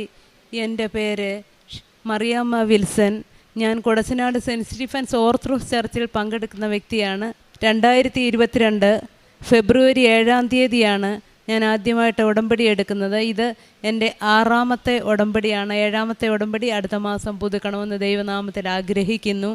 ഇത് ഞാൻ പരിശുദ്ധ അമ്മ ജീവനോട് പ്രത്യക്ഷപ്പെട്ട ഈ കൃപാസന അൾത്താരയിലെ 2ാമത്തെ സാക്ഷ്യമാണ്. ആദ്യം എൻ്റെ ജീവിത പങ്കാളിയുടെ രോഗസൗഖ്യത്തിന് വേണ്ടി ബഹുമാനപ്പെട്ട ജോസഫ് അച്ഛൻ്റെ കൈവെപ്പ് ശുശ്രൂഷയിലൂടെ ലഭിച്ച അനുഗ്രഹത്തെ ഞാൻ നന്ദി പറഞ്ഞതാണ്. 2ാമത്തേതാണ് ഞാനിപ്പോൾ പറയാനിവിടെ നിൽക്കുന്നത്. ഇത് എൻ്റെ മകൾ മന്ന മേരി വിൽസൺ. എൻ്റെ മകൾ +2 പഠിക്കുമായിരുന്നു. +2 അവിടെ പരീക്ഷയുടെ സമയത്തൊക്കെയും 2025 അന്ന് മുതൽ ഫെബ്രുവരിയിൽ എടുത്ത ഉടമ്പടി അന്ന് മുതൽ എൻ്റെ കൂടെ തന്നെ എനിക്ക് 2 പെൺമക്കളാണ്. മൂത്ത മകളെ തമിഴ്നാട്ടിൽ BSc നേഴ്സിങ്ങിന് പഠിക്കുന്നു. ആ സമയം അന്ന് മുതൽ തന്നെ എൻ്റെ കുഞ്ഞുങ്ങൾ 2 പേരും എന്നോടൊപ്പം തന്നെ പ്രത്യക്ഷീകരണ പ്രാർത്ഥന ചൊല്ലാൻ എഴുന്നേൽക്കുകയും അതുപോലെ സായാഹ്ന പ്രാർത്ഥനയിലും അതുപോലെ ധ്യാനത്തിലും എല്ലാം പങ്കെടുക്കുന്ന വ്യക്തികളായിരുന്നു. അതുപോലെ തന്നെ ഉടമ്പടി പത്രം കൊടുക്കുന്നതിലും എന്നെക്കാളും കൂടുതൽ തീക്ഷ്ണതയോടെ അവരായിരുന്നു അതിന് മുൻഗണന എടുത്തിരുന്നത്. അങ്ങനെ ഒരു ഉടമ്പടിയിൽ കൂടെ തന്നെ കടന്നു പോകുന്ന ഒരു കുടുംബമാണ് എൻ്റേത്. ജീവിത പങ്കാളിയാൽ ഞങ്ങൾ 4 പേരും ഉടമ്പടിയിൽ തന്നെ പങ്കെടുക്കുന്ന ഒരു കുടുംബമാണ്.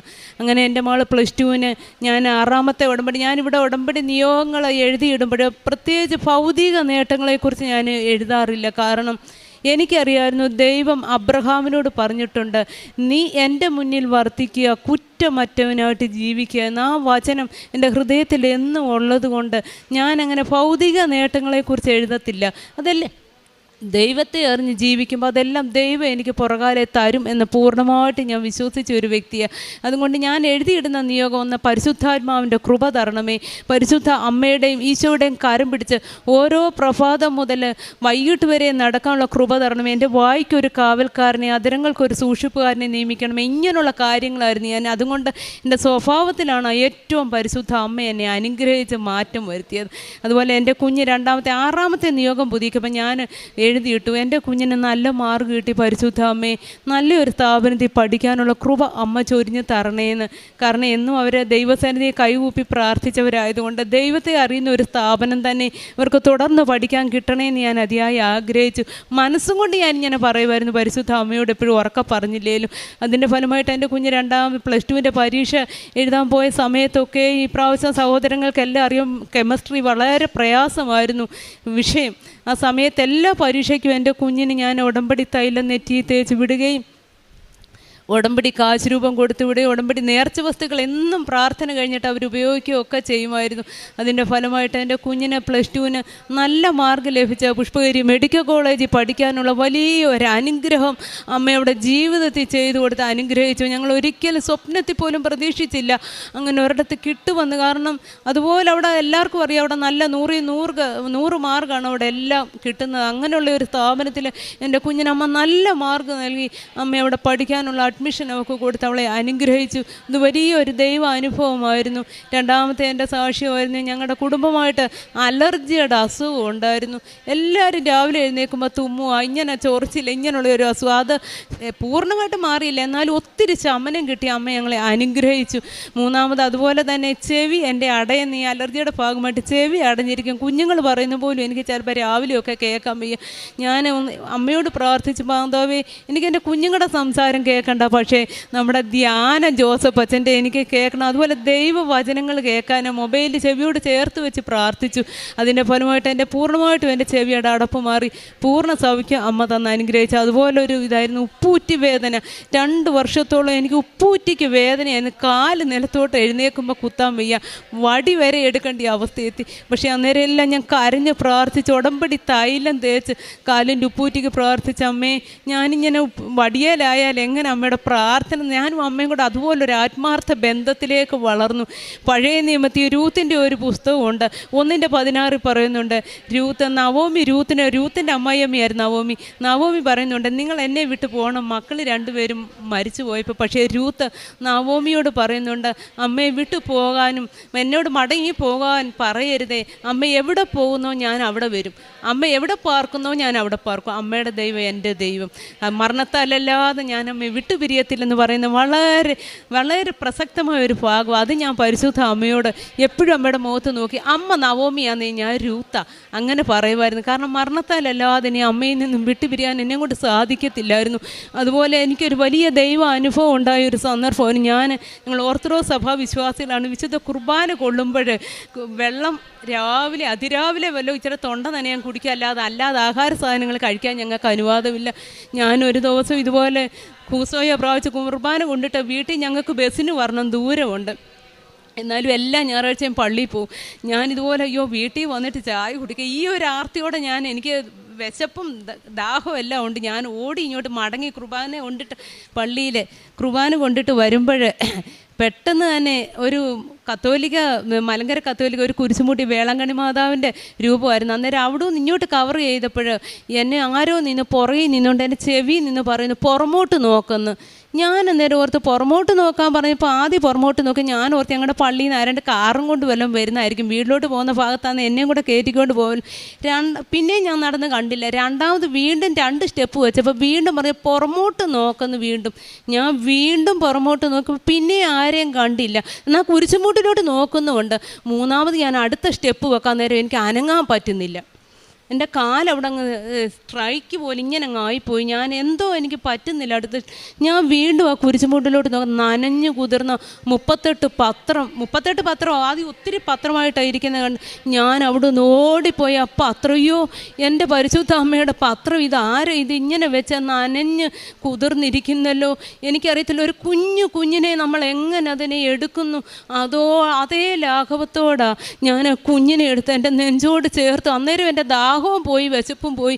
ഞാൻ അവിടെ ഇന്നുകൊണ്ട് മാതാവിനെ നോക്കി പറയും, പരിശുദ്ധ അമ്മേ, ഇത് ആരിത് വെച്ചതെന്നും പറഞ്ഞ് ഞാൻ ആ പത്രം എടുത്തോട്ട് ആദ്യം ഞാൻ ഓർത്തിയോ ഈ പത്രം, ഇത്രയും പത്രം കൊണ്ട് ഞാൻ എങ്ങനെ ബസ്സേ കയറും, എൻ്റെ ദൈവമേ എന്ന് വിളിച്ച് ഞാൻ പതുക്കെ മുന്നോട്ട് നടന്ന് ആ പത്രം എടുത്തോണ്ട്. അന്നേരം എൻ്റെ ഭർത്താവിൻ്റെ സഹോദരൻ തന്നെ പെട്ടെന്ന് വണ്ടിയും കൊണ്ട് സ്കൂട്ടറും കൊണ്ടുവന്ന് എന്നെ കയറ്റി ഞങ്ങളുടെ വീട്ടിൽ തന്നെ കൊണ്ടുവന്ന് അവൻ എന്നെ നിർത്തി.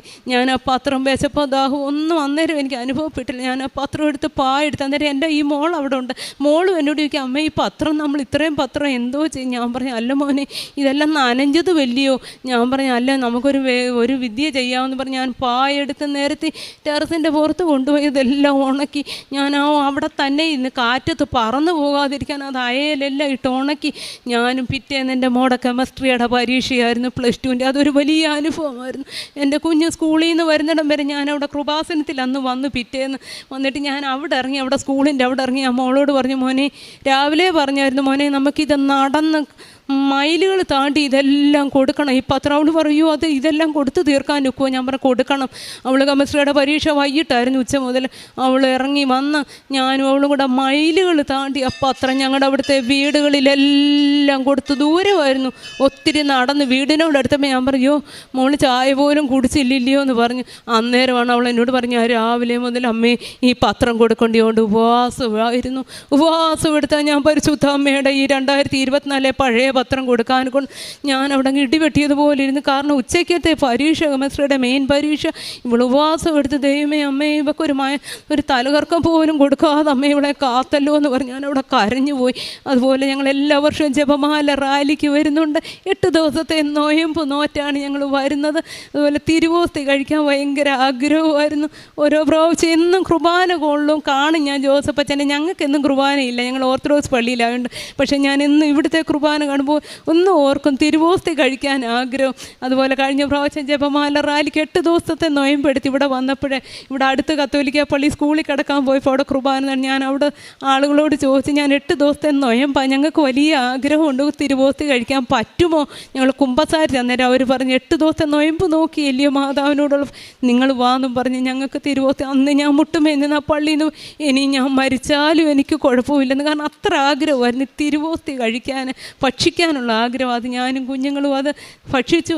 അങ്ങനെ ഒത്തിരി അനുഗ്രഹങ്ങൾ. അതുപോലെ ദൈവവചനം ഞങ്ങൾ 5000-ഓളം വചനത്തോട് അടുക്കുന്നു. എൻ്റെ കുഞ്ഞുങ്ങൾ അറിവായ ആ സമയം മുതൽ ഞാൻ അവരെ ബുക്കിനകത്ത് ദൈവവചനങ്ങൾ എഴുതി പഠിപ്പിച്ചിട്ടുണ്ട്. എല്ലാം ബൈഹാർട്ടായില്ലേലും എല്ലാം മുക്കാലും എല്ലാം ഞങ്ങൾ വായിച്ച മനഃപ്പാഠമാക്കി. 5000-ഓളം വചനങ്ങൾ ഞങ്ങളിവിടെ കൊണ്ടുവന്നിട്ട് പോലും ഉണ്ട്. ലാസ്റ്റിലത്തെ ബുക്ക് ചോദിച്ചാലോ ഒന്നും ചൊല്ലി അങ്ങനെ 5000-ഓളം വചനങ്ങൾ എഴുതി ഞാൻ അവരെ പഠിപ്പിച്ചു. അങ്ങനെ ഒത്തിരി അനുഗ്രഹങ്ങൾ പരിശുദ്ധ അമ്മ തന്നു. ഭൗതിക നേട്ടങ്ങളെക്കാട്ടിലും ഞാൻ ഒരിക്കലും ഇന്നത് വേണമെന്ന് അമ്മയോട് ആവശ്യപ്പെടാറില്ല. അമ്മ കണ്ടറിഞ്ഞ് തരും. കാരണം അമ്മ എന്നെ ഒത്തിരി മനസ്സിലാക്കി. അതുകൊണ്ട് ഞാൻ ആത്മീയമായിട്ട് ഉയരണേ എന്നാണ് ഞാൻ. അതുപോലെ ഒരു പാപം ചെയ്യുന്നത്, ഞാനൊരു ഓർത്തഡോക്സ് വിശ്വാസി, സൺഡേ സ്കൂളും ഒക്കെ പഠിപ്പിച്ചൊക്കെ, പക്ഷേ എനിക്ക് ഇവിടെ കൃപാസനത്തിൽ ഉടമ്പടി എടുത്തേ പിന്നാണ് പാപം എന്താണെന്ന് മനസ്സിലായത്. പ്രകടമായ പാപം ഞാൻ ചെറുപ്പത്തിലും ചെയ്തിട്ടില്ല.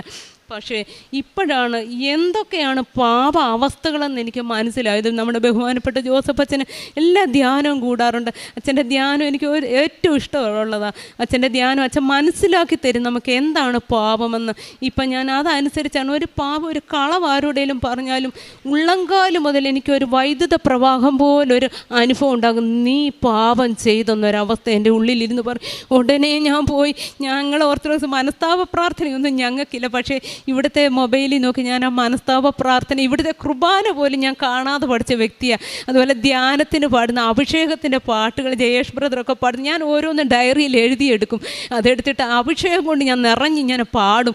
കാരണം ഞങ്ങൾക്ക് ഈ പാട്ടൊന്നും അറിയത്തില്ല. പക്ഷേ ഞാൻ അതെല്ലാം കാണാതെ എഴുതും. കുർബാന തന്നെ എനിക്കിങ്ങനെ മിണ്ടാതിരിക്കുന്ന ഇഷ്ടമല്ല. അതുകൊണ്ട് കത്തോലിക്ക ഇവിടുത്തെ കുർബാന ഞാൻ അച്ഛൻ പറയുന്നതിൻ്റെ എല്ലാം പ്രതിവാക്യങ്ങളെല്ലാം കാണാതെ പഠിച്ച് അതെല്ലാം എനിക്കിപ്പോൾ അനുഗ്രഹത്തിൻ്റെ അങ്ങ് വർഷമായി. കാരണം ഭൗതിക അനുഗ്രഹങ്ങളല്ല, എനിക്കത് വേണ്ട, ഞാൻ ആഗ്രഹിക്കുന്നില്ല. നിത്യതയെന്ന് പറയുന്ന ഒന്ന് എന്താണെന്ന് ബഹുമാനപ്പെട്ട ജോസഫത്തിൻ്റെ ധ്യാനത്തിലൂടെ എനിക്ക് മനസ്സിലാക്കി തന്നു. അതാണ് എൻ്റെ ജീവിതത്തിലെ ഏറ്റവും വലിയ ആഗ്രഹം. പിന്നെ എനിക്ക് എല്ലാ സഹോദരങ്ങളോടും എനിക്ക് ഉടമ്പടിയിൽ നിന്നും പഠിക്കാൻ കിട്ടിയ ഒരു മോറൽ എന്ന് പറയുന്നത്, പരിശുദ്ധ അമ്മ നമ്മൾ ഓരോ കാരുണ്യ പ്രവർത്തികളും പ്രേക്ഷിത പ്രവർത്തനങ്ങളും ചെയ്യുമ്പോൾ അമ്മ നമുക്ക് സ്വർഗത്തിൽ ഒരു മുറിയുടെ ഓരോ ഇഷ്ടിക പണിയുകയാണെന്ന് മനസ്സിലായി. കാരണം ഞങ്ങൾക്കത് എപ്പോഴും ഒരു വാക്യമുണ്ട്, പരിശുദ്ധ അമ്മ സ്വർഗത്തിൽ സ്വർഗത്തിലേക്ക് കരകയറുന്ന ഒരു ഗോവേണിയായിട്ടാണ് ഞങ്ങളുടെ ഓർത്തഡോക്സ് സഭ അമ്മയെ വിശേഷിപ്പിക്കുന്നത്. അത് സത്യമായ കാര്യമെന്ന് എനിക്കിപ്പോൾ മനസ്സിലായി. കാരണം നമ്മൾ ഓരോ കാരുണ്യ പ്രവർത്തികളും പ്രേക്ഷിത പ്രവർത്തികളും രോഗികളെ ചെന്ന് കാണുകയും അശരണയെ സഹായിക്കുകയും ഒക്കെ ചെയ്യുമ്പോൾ നമ്മുടെ അമ്മ നമുക്ക് വേണ്ടി സ്വർഗത്തിൽ ഓരോ മുറിയുടെ ഓരോ ഇഷ്ടിക അവിടെ ഇഞ്ഞ് പണിയുകയാണ്. നമ്മുടെ നിത്യതയിൽ എത്തിക്കഴിയുമ്പം നമ്മുടെ തിരുമാര് നമ്മളെ വിശ്രമിക്കാനായിട്ട് ആ മുറി കൊണ്ടു ചെല്ലുമ്പം പരിശുദ്ധ അമ്മ നമുക്ക് പണിത് തന്ന മുറിയിലാണ് നമ്മളെ ഇരുത്തുന്നതെന്ന് എനിക്ക് മനസ്സിലായി. അത്രത്തോളം പരിശുദ്ധ അമ്മ സ്വർഗത്തിലേക്ക് തുറക്കപ്പെടുന്ന വാതിലാണെന്ന് എനിക്ക് മനസ്സിലാക്കി തന്നു ഉടമ്പടി. അതുപോലെ നിങ്ങളെല്ലാവരും അതുപോലെ തന്നെ ഞാനിവിടെ ജപമാല ചൊല്ലാനും സമ്പൂർണ്ണ ജപമാല ചൊല്ലാൻ ഞങ്ങളുടെ ഭവനത്തിലെല്ലാവരും ജപമാല പ്രഭാതത്തിൽ ചൊല്ലുകയും രാത്രി ചൊല്ലുകയും അതുപോലെ ഞായറാഴ്ച സമ്പൂർണ്ണ ജപമാല ചൊല്ലാനും എല്ലാം ജപമാലയിലൂടെയാണ്. ഏറ്റവും വലിയ ലോകത്തിൻ്റെ ആയുധം ജപമാലയാണെന്ന് എനിക്ക് മനസ്സിലായി. ഞാൻ ഇവിടെ പോയാലും പരിശുദ്ധ അമ്മയെ കൂട്ടുപിടിക്കും. ഇങ്ങോട്ട് കയറി വന്നപ്പോഴും ഞാൻ പറയും, അമ്മേ എനിക്ക് രണ്ടാമത്തെ സാക്ഷിയൊക്കെ ആണെങ്കിലും എൻ്റെ നാവിലൂടെ അമ്മ സംസാരിക്കണേ. എനിക്കറിയത്തില്ല എന്തുവാ പറയുന്നത്, കാരണം ചിലപ്പോൾ ഒരു പേടി പോലെ തോന്നും. എന്നാലും അമ്മയെ ഞാൻ കൂട്ടുപിടിച്ചിട്ട് എല്ലായിടത്തും പോകത്തുള്ളൂ. അതുപോലെ എൻ്റെ വീട്ടിൽ പെമ്മക്കളെയും കൊണ്ടാണ് ഞാൻ ഓരോരുത്തടത്തും കുഞ്ഞിൻ്റെ അഡ്മിഷനും ഒക്കെ പോകുമ്പോൾ ഞാൻ അമ്മയോട് പറയും, അമ്മേ എനിക്ക് ആ കുഞ്ഞുങ്ങളില്ല, പക്ഷേ അമ്മയുടെ തിരുകുമാരനെ എനിക്ക് സഹായത്തിന് വിടണേ. എനിക്കൊരാൺതരി ചെയ്യേണ്ട എല്ലാ കാര്യങ്ങളും അമ്മ ഈശോപ്പ എനിക്ക് വേണ്ടി ചെയ്തു തരണേ എന്ന് ഒരു തടസ്സങ്ങളുമില്ലാതെ അമ്മ ചെല്ലുന്നിടത്തും എല്ലാ കാര്യങ്ങളും അമ്മ എനിക്ക് സാധിച്ചു തരും. അമ്മയും തിരുകുമാരനും ചെയ്തു തന്ന കോടാനുകോടി ഉപകാരങ്ങൾക്ക്, അത് അനുഗ്രഹങ്ങൾ കോടാനുകൂടി നന്ദി ഞാൻ ഈ സമയം പറഞ്ഞു കൊടുക്കുന്നു. അതുകൊണ്ട് പരിശുദ്ധ അമ്മ എല്ലാവരും കൂട്ടുപിടിച്ച് അമ്മയുടെ മധ്യസ്ഥത യാചിച്ചാൽ അമ്മ ഒരിക്കലും തള്ളിക്കളയത്തില്ല. നമ്മൾ കാര്യങ്ങൾ മറന്നുപോയാലും പരിശുദ്ധ അമ്മ സ്വർഗത്തിൽ അവിടെ ഓർത്തു വെക്കുന്ന ഒരു അനുഭവമാണ് എനിക്കുണ്ടായത്. ഇത്രത്തോളം പറഞ്ഞുകൊണ്ട് ഞാൻ എൻ്റെ സാക്ഷി നിർത്തുന്ന ഒരു വാക്കിന് വേണ്ടി എൻ്റെ മോടെ കൈ ഞാൻ പരിശുദ്ധ അമ്മയും തിരുമാനം ചെയ്ത എല്ലാ അനുഗ്രഹങ്ങൾക്കും ഞാൻ ഹൃദയം നിറഞ്ഞ ചെറുപുഴ എന്ന് പറഞ്ഞ സ്ഥലത്തുനിന്ന് വരുന്നു. ഞാൻ എൻ്റെ ഉടമ്പടി പുതുക്കിയത് കഴിഞ്ഞ മാസമായിരുന്നു. ഞാൻ ഇപ്പോൾ നിലവിൽ ഞാൻ കാസർഗോഡ് ജില്ലയിലെ ഒരു ഹയർ സെക്കൻഡറി സ്കൂളിൽ പൊളിറ്റിക്കൽ സയൻസ് അധ്യാപകനായിട്ട് വർക്ക് ചെയ്യുകയാണ്. എല്ലാവർക്കും അറിയാവുന്ന പോലെ തന്നെ ഹയർ സെക്കൻഡറി പഠിപ്പിക്കണമെങ്കിൽ, ഒരു ഗവൺമെൻറ് അല്ലെങ്കിൽ എയ്ഡഡ് സ്കൂളിൽ ഹയർ സെക്കൻഡറി പഠിപ്പിക്കണമെങ്കിൽ സെറ്റ് എന്ന് പറയുന്ന ഒരു യോഗ്യത പാസ്സാകേണ്ടത് ആവശ്യകതയാണ്. ഞാൻ എൻ്റെ PGയുടെ 2ാം വർഷം തൊട്ട് നമുക്ക് സെറ്റ് എഴുതാം. പക്ഷേ ഞാൻ 1ാം വർഷം തന്നെ വെറുതെ പോയിട്ട് എഴുതി. 2 പേപ്പറുണ്ട്, വെറുതെ പോയിട്ട് എഴുതിയതാണ്. ഒരെണ്ണം പാസ്സായി, ഒരെണ്ണം കിട്ടിയില്ല. അങ്ങനെ 2ാം വർഷം എഴുതാൻ വേണ്ടി അവസരം വന്നു. ഞാൻ എഴുതി. എനിക്ക് ആദ്യത്തെ വട്ടത്തെക്കാളും എനിക്ക് തീരെ മാർക്ക് കുറഞ്ഞു. 2 വിഷയവും ഞാൻ പാസ്സായില്ല. അങ്ങനെ ഇരിക്കെ എനിക്കൊരു ഹൈസ്കൂളിൽ എനിക്കൊരു UP സ്കൂളിൻ്റെ ഇൻ്റർവ്യൂവിന് ഞാൻ പോയി. UP സ്കൂളിൽ അവിടെ എനിക്ക് ജോലി കിട്ടിയില്ല. മറിച്ച് അവരെന്നെ വിളിച്ചു പറഞ്ഞു, ഹൈസ്കൂളിലേക്ക് വരുന്നുണ്ടോ ചോദിച്ചു. അങ്ങനെ ഞാൻ ഹൈസ്കൂളിലേക്ക് ഒരു സ്കൂളിൽ പഠിപ്പിക്കാൻ വേണ്ടി പോയി. അതിൻ്റെ ഇടയ്ക്ക് തന്നെ എൻ്റെ വീട്ടുകാർക്ക് ആർക്കും തന്നെ അവിടെ അങ്ങ് ദൂരെയായിരുന്നു. ആ സ്കൂളിൽ പഠിപ്പിക്കാൻ വലിയ പോകുന്നതിൽ എതിർപ്പായിരുന്നു. എനിക്ക് സിസ്റ്റർമാരൊക്കെ എങ്ങനെയെങ്കിലും അവന് വേറെ എവിടെയെങ്കിലും ചാടണേ എന്നുള്ള പ്രാർത്ഥനയായിരുന്നു. ഓക്കെ, അങ്ങനെ ഇരിക്കെ ഒരു അത്ഭുതം എന്ന് പറയട്ടെ, എൻ്റെ തൊട്ടടുത്തുള്ള ഹയർ സെക്കൻഡറി സ്കൂളിലേക്ക് എനിക്ക് പെട്ടെന്നൊരു വിളി വരുന്നു, ജോമലെ താൽക്കാലികമായിട്ട് വരുന്നോ ചോദിച്ചു. ഞാൻ ഒന്നും നോക്കിയില്ല, അവിടെ ചെന്നു. ഇതിൻ്റെ ഇടയ്ക്ക് തന്നെ അടുത്ത എക്സാം സെറ്റ് രജിസ്റ്റർ ചെയ്യേണ്ട സമയമായി. സെറ്റ് എക്സാം രജിസ്റ്റർ ചെയ്തു. പഴയതുപോലെ തന്നെ ഒന്നും പഠിച്ചിട്ടില്ല. പരീക്ഷയ്ക്ക് ഇനി 2 ആഴ്ച മാത്രമേ ബാക്കിയുള്ളൂ. ഹയർ സെക്കൻഡറി സ്കൂളിൽ ഞാൻ പഠിപ്പിച്ചുകൊണ്ടിരിക്കുവാണ്. അന്നേരം അവിടെയുള്ള ടീച്ചർമാരെ, ഞാനും വേറെ എൻ്റെ പ്രായത്തിലുള്ള ഒരു കൂട്ടുകാരനും ഉണ്ടായിരുന്നു, അവനും പാസ്സായിട്ടില്ലായിരുന്നു. ഞങ്ങൾ 2 പേരോടും പറഞ്ഞു, സ്റ്റാഫ് റൂമിൽ ഇരിക്കണ്ട, നിങ്ങൾ ക്ലാസ് എടുത്തു കഴിഞ്ഞ പീരീഡ് പോയിട്ട് എവിടെയെങ്കിലും ഇരുന്ന് പഠിക്കാൻ പറഞ്ഞു. ഞങ്ങൾ 2 പേരും നല്ല ഉഴപ്പന്മാരായതുകൊണ്ട് തന്നെ ഞങ്ങൾ കൂടി വന്നാൽ 1 മണിക്കൂറെങ്ങാനും ഒരു ദിവസം പഠിച്ചെങ്കിലായി. അങ്ങനെ 1.5 ആഴ്ച പോയി. ആകെക്കൂടെ ഒരു 2-3 വീഡിയോ കണ്ടു. അങ്ങനെ 2-3 വീഡിയോ കണ്ടു. സെറ്റ് എക്സാമായി. അന്നേരം ഞാൻ ഏത് എക്സാമിന് പോവുകയാണെങ്കിലും ആദ്യം തന്നെ എൻ്റെ വീട്ടിൽ നിന്ന് അമ്മയൊരു പ്രാർത്ഥന, എത്ര നീലമാതാവിയും വിശ്വാസ പ്രമാണമൊക്കെ ചൊല്ലി, അതിനുശേഷം എൻ്റെ നാക്കിലും കണ്ണിലും നെറ്റിയിലും ഒക്കെ ആയിട്ട് അമ്മ എണ്ണ വരച്ച് കുരിശ് വരയ്ക്കുമായിരുന്നു. ഒരു ഉപ്പും കൈ പിടിക്കുമായിരുന്നു. അങ്ങനെ ഉടമ്പടി തൈലം വെച്ച് എന്നെ കുരിശ് വരയ്ക്കുമായിരുന്നു. അങ്ങനെ ഞാൻ എക്സാം എഴുതാൻ വേണ്ടി പോവാണ്. ഞാൻ നല്ല കൂളായിട്ടാണ് പോകുന്നത്. എല്ലാ വർഷവും ടെൻഷൻ അടിച്ചാണ് പോകുന്നത്. ഈ പ്രാവശ്യം ആദ്യമായിട്ട് കൂളായിട്ട് പോകുന്നു. അവിടെ എത്തുന്നു, സ്കൂളിലെത്തുന്നു, ഉപ്പ് വിതരുന്നു, എക്സാം എഴുതുന്നു. എക്സാം എഴുതി കഴിഞ്ഞിട്ട് എനിക്കൊരു മനമാറ്റമൊന്നും ഇല്ല. ജയിച്ചെങ്കിൽ ജയിച്ചു, തോറ്റെങ്കിൽ തോറ്റു. ഈ 1.5 ആഴ്ച കൊണ്ട് ആകെ 3 വീഡിയോയും കണ്ടിട്ട് ഞാൻ പോയിട്ട് ഒന്നും നേടാൻ വേണ്ടി പോകുന്നില്ലെന്ന് എനിക്ക് നല്ല വ്യക്തമായിട്ടറിയാം. അങ്ങനെ ഇരിക്കെ ഞാൻ കഴിഞ്ഞ മാസം ഇവിടെ എൻ്റെ ഉടമ്പടി പുതുക്കാൻ വേണ്ടി വന്നു. ഉടമ്പടി പുതുക്കാൻ വേണ്ടി വന്നപ്പം ഞാൻ അതിനകത്തൊരു നിയോഗം എഴുതി വെച്ചാണ് എനിക്ക് ഈ പ്രാവശ്യത്തെ സെറ്റ് എക്സാം പാസ്സാകണം. അങ്ങനെ ഇരിക്കെ ഞാൻ സ്കൂളിലുള്ള എൻ്റെ ചെറുപ്പക്കാർ അധ്യാപകർ കുറച്ചും കൂടെ പ്രായം ചെന്നവർക്കൊക്കെ പാസ്സായവരുണ്ട്. അന്നേരം അവർ പറഞ്ഞു, ഈ 1.5 ആഴ്ച കൊണ്ട് പഠിച്ചിട്ട് നീ എന്നാ പാസ്സാകാനാ? ഞാൻ അപ്പോൾ ഈ ഇവിടെ കൃപാസനത്തിൽ വന്നതിൻ്റെ പിറ്റേ ദിവസം അവരെന്നോട് ചോദിച്ച ചോദ്യമാണ്. ഞാൻ അവരോട് പറഞ്ഞ മറുപടി ഉണ്ട്. അപ്പോൾ എനിക്ക് തോന്നിയതാണ്, അമ്മ മാതാവ് അനുഗ്രഹിച്ചാൽ ഈ പ്രാവശ്യത്തെ സെറ്റ് എക്സാം ഞാൻ പാസ്സാവും. അത് എന്ത് ധൈര്യത്തിലാണ് പറഞ്ഞത് എനിക്കിപ്പോഴും അറിയത്തില്ല. പക്ഷേ റിസൾട്ട് വന്നു. ഞാനിപ്പോൾ ഈ സാക്ഷ്യം പറയുന്നതിൻ്റെ ഈ എഴുതുന്നതിൻ്റെ ഇടയ്ക്ക് ഞാൻ വെറുതെ ChatGPTയിലും ജെമിനിയിലും ഒക്കെ ഗൂഗിളിൻ്റെ ജെമിനിയിലും അടിച്ചു നോക്കി കേരളത്തിലെ പൊളിറ്റിക്കൽ സയൻസ് എഴുതിയിൽ എത്ര ശതമാനം ആൾക്കാരാണ് ജയിച്ചതെന്ന്. 100-ൽ വെറും 7.30% ആൾക്കാരാണ് കേരള സെറ്റ് പൊളിറ്റിക്കൽ സയൻസ് ജയിച്ചത്. അതിൽ 27 പേരിൽ ഒരു വ്യക്തി ഞാനാണ് എന്നതാണ് എനിക്ക് പറയാനുള്ളത്. ഇതിന് ശേഷം ഞാൻ എൻ്റെ സ്കൂളിലേക്ക് ചെന്നു. ഇതേ അധ്യാപകൻ എന്നോട് ചോദിച്ചു, നീ പഠിച്ചിട്ടല്ലേ എഴുതിയത്? നേരത്തെ പറഞ്ഞു ഈ 1.5 ആഴ്ച കൊണ്ട് അത്ഭുതം തീർക്കാൻ പറ്റത്തില്ലാത്തവരാണ് പറഞ്ഞത്, ഇപ്പം നീ പഠിച്ചുകൊണ്ടല്ലേ ജയിച്ചതെന്ന്. ഞാൻ എത്രത്തോളം പഠിച്ചെന്ന് എനിക്കറിയാം. ഈ 3 മണിക്കൂർ കൊണ്ടോ ഒരു 2 ആഴ്ച കൊണ്ട് 4 മണിക്കൂറോടെ പഠിച്ചുകൊണ്ട് ഈ സെറ്റിൻ്റെ ഒരു സിലബസ് പോലും കംപ്ലീറ്റ് ആക്കത്തില്ലെന്ന് എനിക്കറിയാം. അതേപോലെ തന്നെ ഞാൻ ഡിഗ്രി കഴിഞ്ഞ് നേരെ BEd കഴിഞ്ഞിട്ടാണ് ഞാൻ PGക്ക് പോകുന്നത്. അതിനകത്ത് തന്നെ എനിക്ക് PG 2 വർഷം ഗ്യാപ്പ് ഉള്ളത് കൊണ്ട് തന്നെ BEd ഉള്ള ഇതായതുകൊണ്ട് തന്നെ എനിക്ക് പഠിക്കാൻ ഇച്ചിരി ബുദ്ധിമുട്ടുണ്ടായിരുന്നു. അങ്ങനെ എനിക്ക് എൻ്റെ 3ാം സെമസ്റ്റർ എനിക്ക് ഒരു വിഷയം ഭയങ്കര ബുദ്ധിമുട്ട്. ഞാൻ രാത്രി ഇരുന്നിട്ട് പപ്പനെ വിളിച്ചു. പപ്പ അവരൊക്കെ ഭക്ഷണം കഴിക്കുന്ന സമയമായിരുന്നു. അപ്പോൾ ഞാൻ എന്തായാലും പൊട്ടു. എന്നെ സംബന്ധിച്ചിടത്തോളം പൊട്ടു എന്ന് പറയുമ്പോൾ എനിക്ക് ഭയങ്കര സങ്കടമാണ്. അന്നേരം പപ്പനെ വിളിച്ചു. അപ്പോൾ ഈ വിഷയം ഞാൻ എന്തായാലും പൊട്ടും. ഞാൻ ഭയങ്കര കരഞ്ഞിട്ട്, ആദ്യമായിട്ടാണ് ഞാൻ അങ്ങനെ കരഞ്ഞിട്ടൊക്കെ വിളിക്കുന്നത്. ടെൻഷൻ ഉണ്ടെന്ന് പറഞ്ഞാൽ കരഞ്ഞിട്ടൊന്നും വിളിക്കത്തില്ല. പിന്നെ ഞാൻ വീട്ടിൽ അറിയുന്നത് അപ്പനെ എൻ്റെ ഈ കരച്ചിലൊക്കെ കാണണം. അപ്പം ആ ദിവസം ഭക്ഷണം പോലും കഴിച്ചില്ല. പക്ഷേ ഞാൻ കരയാൻ കാരണം എന്ന് വെച്ചാൽ അതുവരെയുള്ള ഞാൻ മുമ്പിൽ നടന്ന ചോദ്യപേപ്പറൊക്കെ എടുത്ത് നോക്കി. എനിക്കറിയാവുന്ന എത്ര ചോദ്യങ്ങളൊക്കെ ഉണ്ടെന്ന്.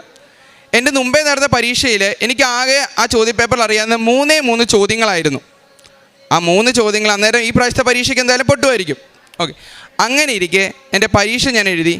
ഇതുവരെ വന്നതിൽ വെച്ച് ഏറ്റവും എളുപ്പമുള്ള ചോദ്യമായിരുന്നു ആ ചോദ്യപേപ്പറിൽ വന്നത്.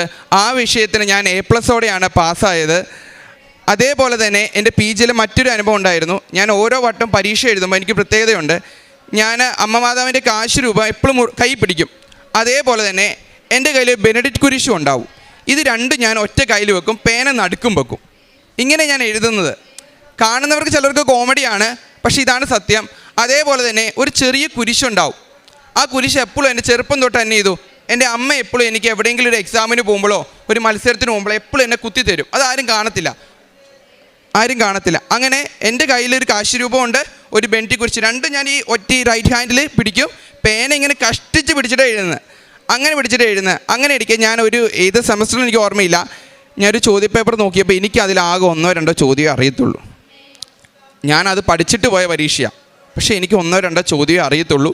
അങ്ങനെ ഞാൻ അങ്ങ് കാശ് രൂപമൊക്കെ മുറുക്കെ പിടിച്ചിട്ട് മാതാവേ അല്ലെങ്കിൽ കൃപാസന മാതാവേ അല്ലെങ്കിൽ ഈശോ മറിയ ഔസേപ്പേ ഇങ്ങനെ ഓരോന്നോരോന്ന് മാറി മാറി ചെല്ലാൻ വേണ്ടി തുടങ്ങി. ചെല്ലിയിട്ട് ഞാൻ അറിയാവുന്ന ആകെ കിട്ടി 2 ചോദ്യം ഉണ്ടല്ലോ, ഒരെണ്ണം എഴുതി.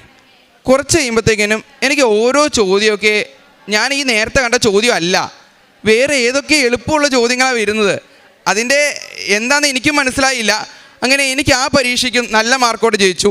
അങ്ങനെ PG ഞാൻ ഓവറോൾ ഡിസ്റ്റിങ്ഷനോടെയാണ് A+ ഡിസ്റ്റിങ്ഷനോടെയാണ് ഞാൻ ജയിച്ചത്. അതേപോലെ തന്നെ എടുത്തു പറയേണ്ടതാണ്, എൻ്റെ സെറ്റിൻ്റെ ഫൈനൽ ആൻസർ കീ വന്നു. ഞാൻ നോക്കി, എനിക്ക് 2 മാർക്കിൻ്റെ കുറവാണ്. ഫൈനൽ ആൻസർ കീ നോക്കി 2 മാർക്കിൻ്റെ കുറവ്. ആദ്യമായിട്ട് ഇത്രയെങ്കിലും എത്തുന്നത്. അന്നേരം 2 മാർക്കിന് കുറവാണ്. ഞാനപ്പോൾ എൻ്റെ സിസ്റ്റർ ആൻറ്റീനൊക്കെ വിളിച്ചു. സിസ്റ്റർ ആൻറ്റി പറഞ്ഞു, ഈ സമയത്താണ് നീ കൂടുതൽ തീക്ഷ്ണതയോടെ പ്രാർത്ഥിക്കേണ്ടതെന്ന് പറഞ്ഞു. അങ്ങനെ 2 മാർക്കിൻ്റെ കുറവ്. ഞാനങ്ങനെ ദിവസങ്ങൾ കടന്നുപോയി. ഞാൻ പിള്ളേരെ കൊണ്ട് സബ് ജില്ലയിൽ പോയേക്കുവായിരുന്നു സ്പോർട്സിന്. സ്പോർട്സൊക്കെ കഴിഞ്ഞ് എൻ്റെ കൂട്ടുകാരൻ്റെ വീട്ടിൽ പോയപ്പോൾ അവൻ്റെ റിസൾട്ട് വന്നിടാന്ന് പറഞ്ഞു. റിസൾട്ട് വന്ന് നോക്കിയപ്പം എനിക്ക് 2 മാർക്കിന് കുറവല്ലേ. റിസൾട്ട് വന്നപ്പം ജയിക്കേണ്ട മാർക്കിനേക്കാൾ 2 മാർക്ക് എനിക്ക് കൂടുതലാണ്. ഞാൻ തോക്കുമെന്ന് വിചാരിച്ച് 2 മാർക്കിന് തോക്കുമെന്ന് വിചാരിച്ച് എനിക്ക് ജയിക്കേണ്ട മാർക്കിനേക്കാൾ 2 മാർക്ക് കൂടുതലായി വന്നു. ഇതേപോലെ തന്നെയാണ് എൻ്റെ കേട്ടറ്റും സംഭവിച്ചത്. ഇത് ഞാൻ ഫൈനൽ ആൻസർ കീ നോക്കിയിട്ട് എനിക്ക് തെളിവാണ്. അതിനാൽ തന്നെ ഞാൻ ക്വസ്റ്റ്യൻ പേപ്പർ അടക്കം ഞാൻ എടുത്തിട്ടാണ് വന്നത്. 2 ക്വസ്റ്റ്യൻ പേപ്പർ ഞാൻ എടുത്തിട്ട് വന്നു. ഇതേപോലെ തന്നെ എൻ്റെ BEd എഴുതിയപ്പോഴും എനിക്ക് 2-3 മാർക്ക് എനിക്ക് ബാക്കാണ്. റിസൾട്ട് വന്നപ്പം 90 ജയിക്കേണ്ട അടുത്ത് എനിക്ക് 96 ഉണ്ട്. ഓക്കെ, ഇത് എൻ്റെ കഴിവ് കൊണ്ടോ എൻ്റെ മേന്മ കൊണ്ടോ അല്ല. ഞാൻ പറഞ്ഞു, ഈ ഒരാഴ്ച കൊണ്ടോ 1.5 ആഴ്ച കൊണ്ടോ സെറ്റ് പോലും പാസ്സാകാനുള്ള യോഗ്യത എനിക്കില്ല. പിന്നെ ഞാൻ ചെയ്യുന്ന കാരുണ്യ പ്രവർത്തികൾ എന്ന് പറയുന്നത്, എൻ്റെ ആദ്യത്തെ 2 മാസത്തെ സാലറി ഞാൻ എൻ്റെ പാപ്പൻ്റെ അടുത്ത് കൊടുത്തിട്ടുണ്ട്. ഇതൊക്കെ ഞാൻ പേഴ്സണലായിട്ട്, എൻ്റെ അപ്പനും അമ്മയ്ക്ക് ഈ കാര്യങ്ങളൊക്കെ അറിയത്തുള്ളൂ. 2 മാസത്തെ സാലറി എൻ്റെ അച്ഛനായ പാപ്പൻ്റെ അടുത്ത് കൊടുത്തിട്ടുണ്ട്.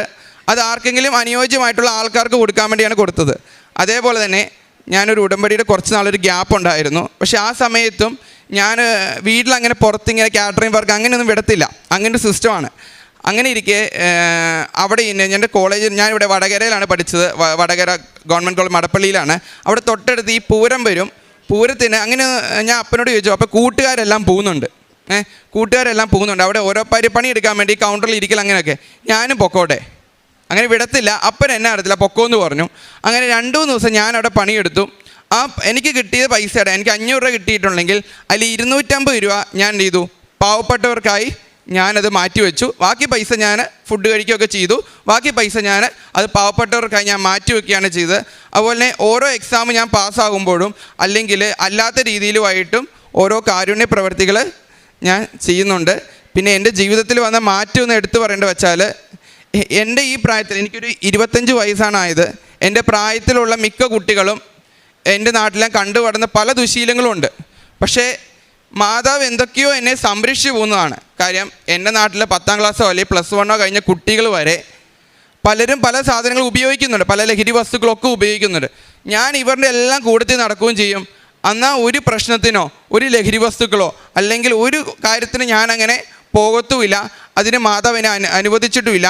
ഞാൻ രാവിലെ കൃപാസന പ്രാർത്ഥന മുടക്കാറുമില്ല. 5:30 എഴുന്നേറ്റിട്ടാണ് ആക്കുന്നത്. പിന്നെ ഒരു കാര്യം ഞാൻ മനസ്സിലാക്കിയെന്ന് വെച്ചാൽ, നമുക്ക് എപ്പോഴും വിചാരിക്കും ചിലയിടത്ത് നമ്മൾ യാത്ര പോവുക, എനിക്കിത് ചെല്ലാൻ വേണ്ടി പറ്റത്തില്ല. പക്ഷെ അങ്ങനെയുള്ള സാഹചര്യത്തിൽ നമുക്കൊരു സാഹചര്യം ദൈവം ഉണ്ടാക്കി തരും. ഉദാഹരണമായിട്ട് ഞാൻ ഈയിടെ ഒരു ടൂറിന് പോയി, 2 ദിവസത്തെ ടൂറ്. ഇങ്ങനെ ഈ കൃപാസനത്തിൽ പോയവരാരും തന്നെ ഇല്ല, പോയവരുണ്ട്, പക്ഷേ അത് തുടർന്ന് പോകുന്നവരാരും ഇല്ല. ചിലവർ വിശ്വാസം ഇല്ലാത്തവന് കുറേ പേര്, കാര്യം അവർക്ക് അറിയത്തില്ല ഇതിനെക്കുറിച്ച്.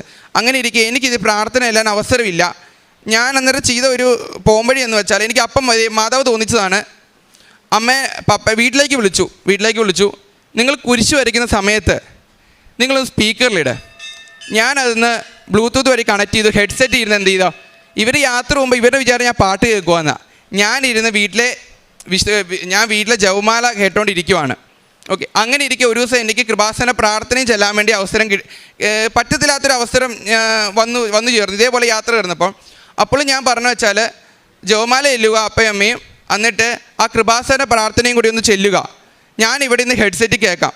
പക്ഷേ എന്നെ സംബന്ധിച്ചോളം അത് തെറ്റാണ്. പക്ഷേ എന്നെ സംബന്ധിച്ചോളം എനിക്ക് വേറൊരു പോംവഴിയില്ല. അപ്പം മാതാവ് എനിക്ക് തോന്നിച്ചതാണ് ഒരു കാര്യം, എന്താണ്, അങ്ങനെ ആ അവസരത്തിലും നിനക്ക് ഞാനത് മുടക്കിയില്ല.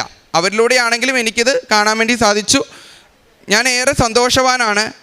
ഇപ്പം ഞാൻ പോകുന്ന വെച്ചാൽ, നമ്മൾ ഒന്നും പേടിയില്ല, അതാണ് സത്യം. മാതാവിന് ഉടമ്പടി കൊടുത്തോ, നമ്മൾ നല്ല രീതിയിൽ ജീവിച്ചോ, ധൈര്യമായിട്ട് പോവുക, വേറെ ആരെയും പേടിക്കേണ്ട എന്നാണ് എനിക്ക് പറയാനുള്ളത്. പിന്നെ ഒരു കാര്യം ഞാൻ ജീവിതത്തിൽ മനസ്സിലാക്കിയെന്ന് വെച്ചാൽ, നമ്മളൊന്ന് പ്രെഡിക്റ്റ് ചെയ്യും, പക്ഷേ അതിനേക്കാൾ എത്രയോ നല്ലത് മാതാവ് നമുക്ക് വേണ്ടി മാറ്റി വെച്ചിരിക്കും. ഞാൻ ഹൈസ്കൂളിൽ കയറിയപ്പോൾ ഞാൻ വിചാരിച്ചു ഞാൻ ഇവിടത്തോടെ തീർന്നു, ഞാൻ ഇവിടെ തന്നെ അപ്പനോട് ചോദിച്ചു പെർമനൻ്റ് ആയാലോ, ഒരു സ്കൂൾ പോലും ഇപ്പോൾ പെർമനൻ്റ് കിട്ടാനില്ല, ഇവിടെ ആയാലോ. എന്നോട് അവരും പറഞ്ഞു നീ നിൽക്കടാന്ന് പറഞ്ഞു. ഓക്കെ, അന്നേരം പക്ഷേ വീട്ടുകാർക്ക് ആർക്കും ഇഷ്ടമില്ല. ഞാൻ വിചാരിച്ചില്ല ഹയർ സെക്കൻഡറിയിൽ ഒരിക്കലും താൽക്കാലികമായിട്ട് കിട്ടത്തില്ലെന്ന് വിചാരിച്ചു. ഞാൻ വിചാരിക്കാത്ത സമയത്താണ് എനിക്ക് ഹയർ സെക്കൻഡറിയിലേക്ക് ഒരു വിളി കിട്ടുന്നത്. എൻ്റെ അപ്പൻ്റെയും അമ്മേൻ്റെയും പ്രാർത്ഥനയും ഞാനിവിടുന്ന് 1 മാസം മുമ്പാണ് ആ ഉടമ്പടിയിൽ വെച്ചത്. അതെനിക്ക് സാധിച്ചു കിട്ടുകയും ചെയ്തു.